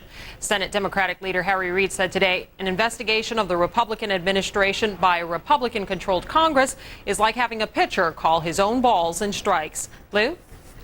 As if it were a game. An unfortunate, if you will, metaphor. Thank you very much, Lisa Sylvester. Congress today approved almost $52 billion in new aid for the devastated Gulf Coast. The eventual price tag for this disaster will certainly go much, much higher. Initial estimates say that it could cost the government as much as $200 billion or more. All of this as the partisan bickering continues on Capitol Hill over just who is to blame for the slow response to this disaster. Ed Henry is on Capitol Hill now and has the latest for us. Ed? Lou, to give you an idea of how fast this money is burning, the $10.5 billion relief fund that Congress funded last week has already been spent in less than a week. That's why this $52 billion is needed. It was passed by the House a couple of hours ago. It's going to be passed by the Senate at about 7 o'clock tonight Eastern time. But today, for the first time, we started hearing some tough questions by leaders in both parties about how high this price tag will be and whether or not it's a blank check. You're hearing Republican lawmakers like Mike Pence say they're concerned. They want to see some cuts in other federal programs in order to offset all of this relief money. You're hearing Democrats like Senator Harry Reid say they're concerned that over 90% of the money is going to go to FEMA, the beleaguered federal agency that has had a lot of questions about its management raised. Take a listen to what they had to say today. Let's figure out how we're going to pay for it. Congress must ensure that a catastrophe of nature does not become a catastrophe of debt for our children and grandchildren. First of all, the money for the relief effort goes basically to FEMA, more than 90% of it. After everything that has happened with FEMA, is there anyone who believes that we should continue to let the money go to FEMA and be distributed by them? And Senator John McCain told me that Congress could probably have a better job of finding ways to pay for this if they cut some of the pork out of the recent highway and energy bills, but obviously that's very unlikely to happen, Lou. That is clearly partisan spin on a straightforward piece of legislation to provide over $50 billion in disaster relief. Is that a Democratic strategy? Oh, I'm not certain about that. I mean, that's why you heard Republican Mike Pence there also raising questions. In fact, 11 conservative... No, Ed, I ask you, is it a Democratic strategy? I understand that. Right. 11 conservative Republicans voted against it on the floor. In terms of the Democrats, clearly there have been allegations that they're politicizing this. We heard Harry Reid just yesterday say that the investigation into what went wrong should include whether or not the president's vacation affected the relief efforts. I don't think it's a specific Democratic strategy necessarily, but clearly Democrats, in terms of going after Michael Brown, certainly that is part of their strategy. They want to put the blame right at his doorstep. The idea, whether Republican or Democrat, that this country should pay for what it for its government programs, whether disaster relief, war, or welfare, is generally considered to be prudent governance. It has been honored in the breach, obviously, in recent years. The fact is that this clash between Democrats and Republicans on Capitol Hill, Ed, the Republicans are saying just as eagerly and as quickly as Democrats, in my experience here over the last week, that they're not pleased with FEMA or Michael Brown either. What is the sense there in Washington as to whether or not he will, in fact, be fired?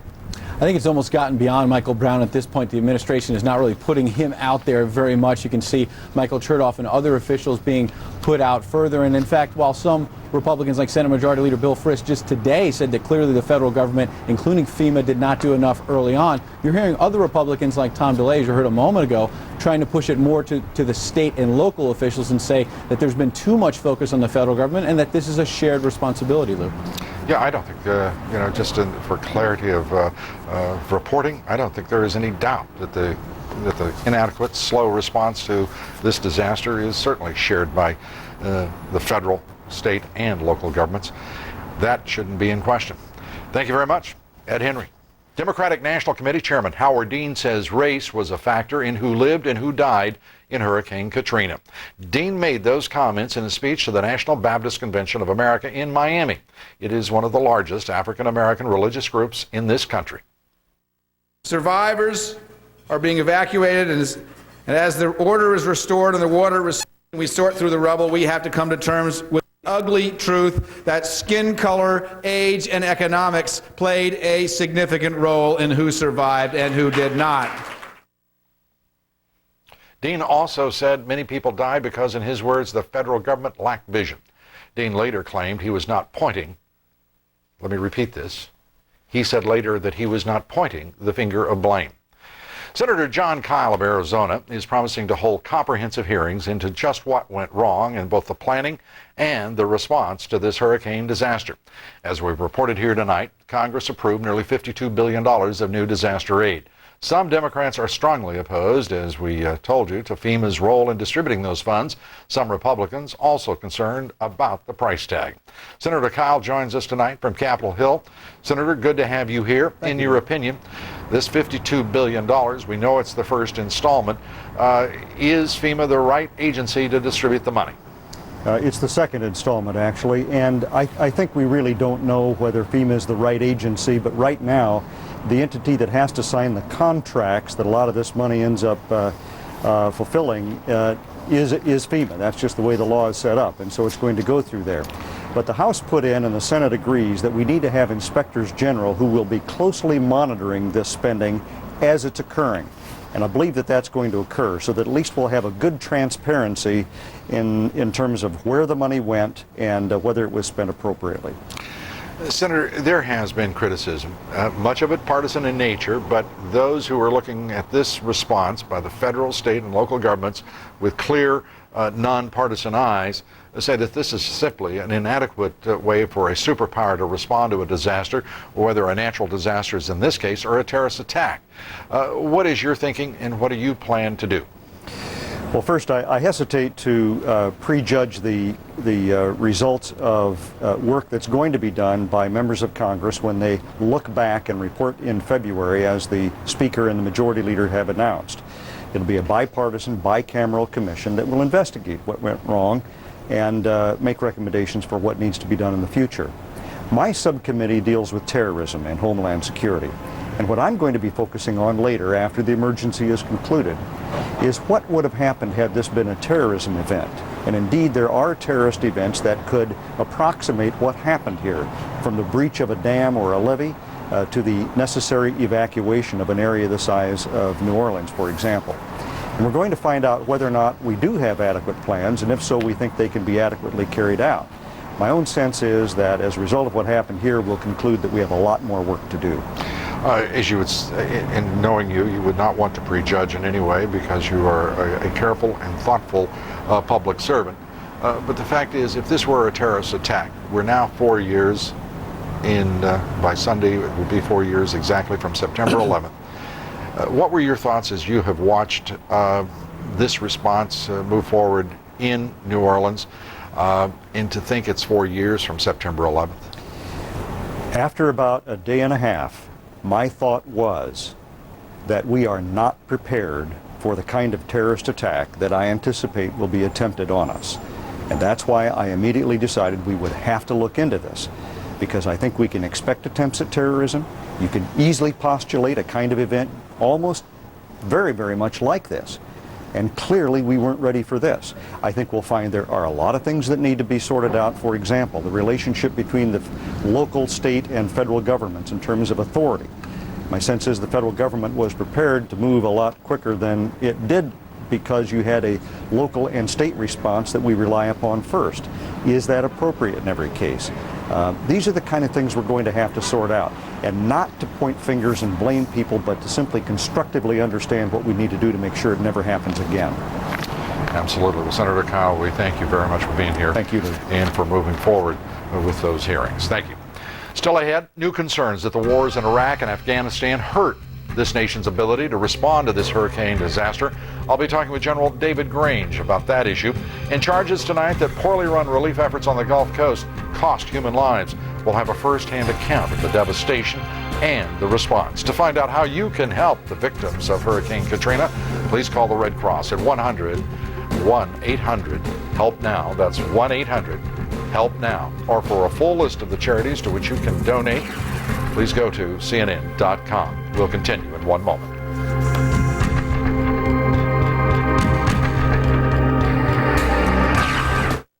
The Oracle Grid, a group of low-cost servers connected by Oracle software. Now, if a server fails, the grid just keeps running. The Oracle Grid runs faster, costs less, and never breaks. Privacy, equality, the right to choose. Fundamental freedoms Americans have cherished for generations. But John Roberts dismisses one of our established liberties as the so-called right to privacy, and co-wrote a brief arguing that Roe v. Wade should be overruled. Roberts' legal record raises questions on whether he accepts the right to privacy There's just too much at stake to let John Roberts become a decisive vote on the Supreme Court. There's never been a better time to talk with your doctor about Ambien, because now you can try Ambien free. Visit Ambien.com for details. Why do I use Neosporin?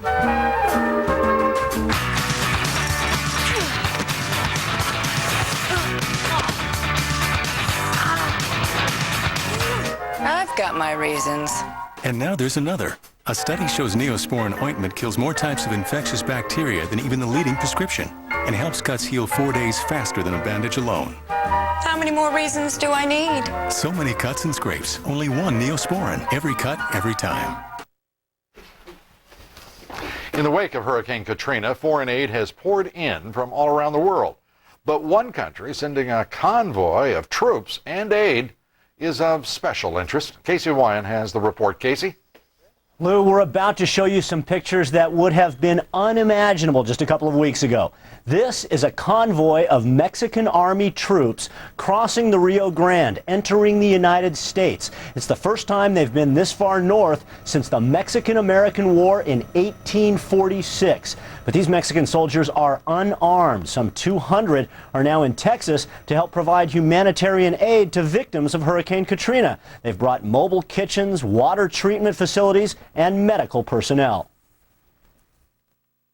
It is very heartening when the United States is in a time of need that our good friends and neighbors in Mexico respond with a very generous offer. I think the fact that this is an overland convoy is symbolic of that close relationship, and we very much appreciate the Mexican people and the Mexican government coming to the aid of those who need it. A Mexican Navy ship has also arrived in U.S. waters off of Mississippi with helicopters and other search and rescue equipment. Of course, as we've often reported, the relationship between the United States and Mexico has grown increasingly tense in recent months, mainly over the issue of illegal immigration. But for now, at least, there's a clear spirit of cooperation. We spoke with several lawmakers and other groups who've been sharply critical of the Mexican government in the past, and none of them found anything bad to say about this mission, Lou. In fact, there's a great deal good to say about this. The fact is that is a great gesture, a gesture shared by a number of other countries. Any reason why Mexico could not send this aid without sending troops?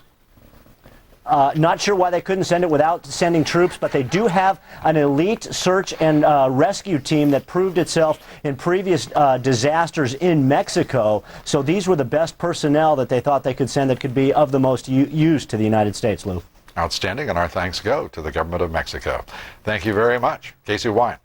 Mexico, of course, is not the only country sending aid to the United States after the hurricane. Here are just some of the many offers of aid from all around the world. China has sent 600 gas generators, almost 25,000 bed sheets, and 1,000 tents. France has delivered tarps, tents, and food. South Africa has sent a generator to help produce fresh drinking water. And the list goes on. The need is obviously great. And joining me now is our Chris Huntington. He's just returned from the coast of Mississippi, from Waveland to the west to Biloxi to Pascagoula. Chris, reporting, spent a week there covering the devastation, the rescue and recovery effort. Chris, how would you describe the scene there that you've just left? I would say up and down the Mississippi coast, the situation is stabilizing, Lou, but it is very severe in certain pockets, and that speaks to the uneven, and I would say even confused, at times even chaotic command and control situation that's on the ground. You have immense resources that we've been detailing for a week now, flooding into the region, now Mexico sending help. Absolutely.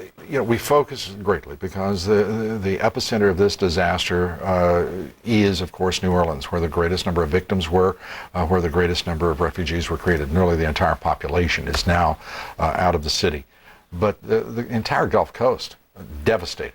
You're talking about an area that is 75 miles in length, and in many places as far as 2 miles inland, that is blown away, flattened, or at best uninhabitable. It is an immense area, and you think of trying to make sense and get systematic about an area that large. That is the nature of the challenge that the response effort is facing. And there are amazing efforts being made by these people, but in many cases they are redundant, they are without a mission.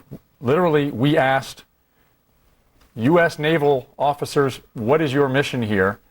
And they didn't have a direct answer other than to say, we're here to help, but we don't know exactly what we'll be doing. Now, they are finding jobs. Don't get me wrong. These people are all willing to help. But the trouble is, consistently from law enforcement coming in from out of state, civilians, volunteers coming in from out of state, they're showing up and they're asking who's in charge, and that answer is often very delayed in coming. I'll give you a specific example that we were standing right next to. A sheriff from Lansing, Michigan. You see the insignia on the car, so we flag these guys and we ask them what they're up to. Advanced scout for a convoy of relief supplies, trying to find out who they could report to and where they could set up. Encountered a Biloxi police officer, asked that question. The answer not immediately forthcoming. Not that the answer doesn't exist, but they couldn't find the guy who knew where the other guy was who was in charge. The most pointed thing that we encountered in terms of, it speaks to the disconnect that's happening throughout the region. FEMA came into a distribution center in Biloxi and basically Bigfooted the operation and said, we want to run it and we want this to be the distribution center. People are going to come here. And the locals, with local knowledge, said, wait a minute, folks can't get here. They can't. We've got folks 5 miles away, they're not going to walk. We've got folks who have no gas, they can't drive. We need to go out to them. We know where they are. And there was an argument that we were told lasted the better part of a day about how that operation would distribute its goods. Well, that's a shame, and hopefully we're beginning to see some considerable improvement in that. Certainly, we've been able to report on substantial progress. The shame is that the organization, and as you put it, command and control, has not been in place from even before the strike by Hurricane Katrina. Chris Huntington, thank you very much. Search teams are tonight stepping up their efforts to rescue abandoned pets in New Orleans as well. Rescue workers saying time is running out to save thousands of pets. Those pets have been without clean drinking water for more than a week, without food. They say dogs are now roaming the streets in packs looking for food.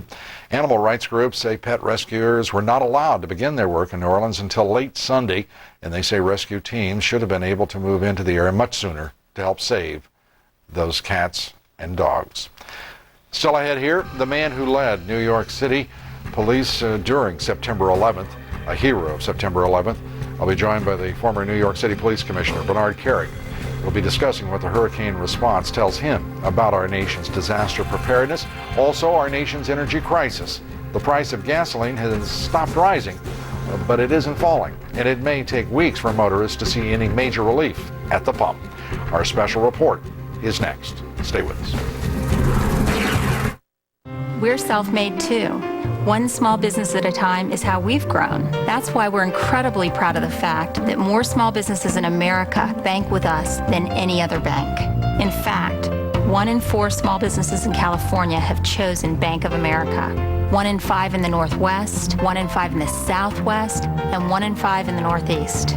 More small businesses in more places bank with us than any other bank, over 2 million. To us, that's thrilling. Do you know what it means to be able to say that to a small business owner who wants to know that we understand their business? I'm Lori Chevy. I'm a banker, and I'm proud to be part of Bank of America.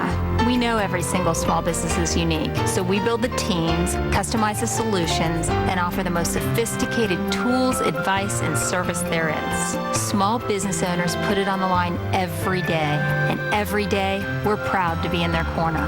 Bank of America, higher standards. Hi. Excuse me. I know this may be a bit awkward, but let me just start by saying that George had a very full life. Very full. He tried to provide the very best for you. He was very active in the market, as you can see, and apparently still is. George, is that you? You can't always be online, but with Trade Triggers, you don't need to be. It automatically enters your trades when the market hits conditions you specify. Trade Triggers, just one of the many tools on Ameritrade, where every internet equity trade is just $10.99. Join now and you can enjoy up to 35 commission-free internet equity trades, plus $100 cash back. George? Oh, sorry. That was me. For more details on this limited time offer, call 800-728-8593 or go to Ameritrade.com/trade now. Lots of criticism tonight about the response to this hurricane at all levels of government. One major issue is whether we have enough troops to adequately respond to disasters. General David Grange joins me now to tell us in his judgment whether or not that is the case. General Grange, good to have you here. Is it or is it not a valid issue? It is a valid issue. When you're deployed around the world at the same time, you have a major troop requirement in your homeland. And sure, it's a concern, and the troops are stretched thin, but there are enough troops available to handle a disaster like this if they're employed correctly. Have they been, in your judgment, deployed correctly, as you put it? Because it took a long time by anyone's imagination. I know we're going to have congressional hearings. We're going to have bipartisan hearings. The fact is, this was not a superpower's response to a natural disaster. I believe it's a poor response, and I think the issue is you cannot force federal troops, as an example, on local government. You cannot force a governor to mobilize National Guard.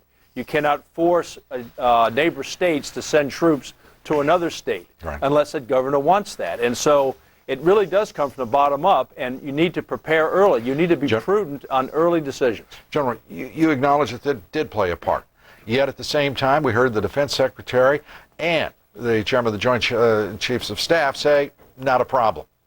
Why can't we get candor and directness in what is patently obvious to anyone? Well, it's this mission is a national mission from local, state, and federal levels. And everybody needs to respond immediately and understand their role. And it is a disconnect between, you see a lack of candor, I think, all the way around. And that's really kind of shameful for the United States of America. All I can say is amen, brother. General Grange, thanks for being here. Thank you. Bernard Kerik is one of the heroes of 9/11. As New York's police commissioner, Bernie Kerik helped lead the response to the terrorist attack, a response that set a standard the city of New Orleans did not meet in the wake of Hurricane Katrina. So how much responsibility should local and state officials have in such catastrophes? Bernie Kerik is with me now. Bernie, good to have you here. Thanks. Your reaction, there's great focus on FEMA Director Michael Brown. FEMA did not distinguish itself. The federal government has not distinguished itself, nor have the state and local governments, it seems to me at least, in the wake of this hurricane. What are your thoughts? Well, I guess I would agree with the president in in saying that the response was inadequate, if you will, the federal response, and the president took action immediately to fix that. But I think the rest of the country, the entire country, has to realize an event like this, the primary responsibility lies on the local and state government. People tend to forget. They keep saying, well, what about New York? What about 9/11? I was a municipal police commissioner. Rudy Giuliani was the mayor of New York City, but he was the leader. He was the manager. We need to manage an event like this, and we had that in New York City. What would have been your reaction?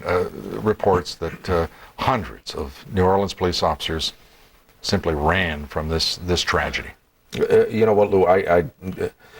I would hope that wasn't the case, and I don't know if that's a true statement or not. We didn't see anything like that on September 11th, and I got to give the members of the New Orleans police and fire departments now that are out there working on a daily basis. They've got a tremendous job to do, a difficult job to do. I don't understand that. We had people in the hole at Ground Zero, all the death and destruction at Ground Zero. There was a time, the third day in, I had to force Joe Dunn, my first deputy, Joe Esposito, my chief of department, I had to force them to go home for 4 hours to get some sleep. I don't know if, hopefully that wasn't the case. If it was, I don't understand it. Did you ever think you would see? Well, let's talk first about FEMA. Michael Brown, been calls for his resignation or his firing. How much accountability should there be? Well, I think there has to be accountability all the way around. I mean, from the state, local, and federal level. And as somebody mentioned earlier, one of your guests said, there'll be hearings. Take it from me, there will be hearings, and people will Monday morning quarterback and judge this for the next 10 years. I think every aspect of this has to be looked at.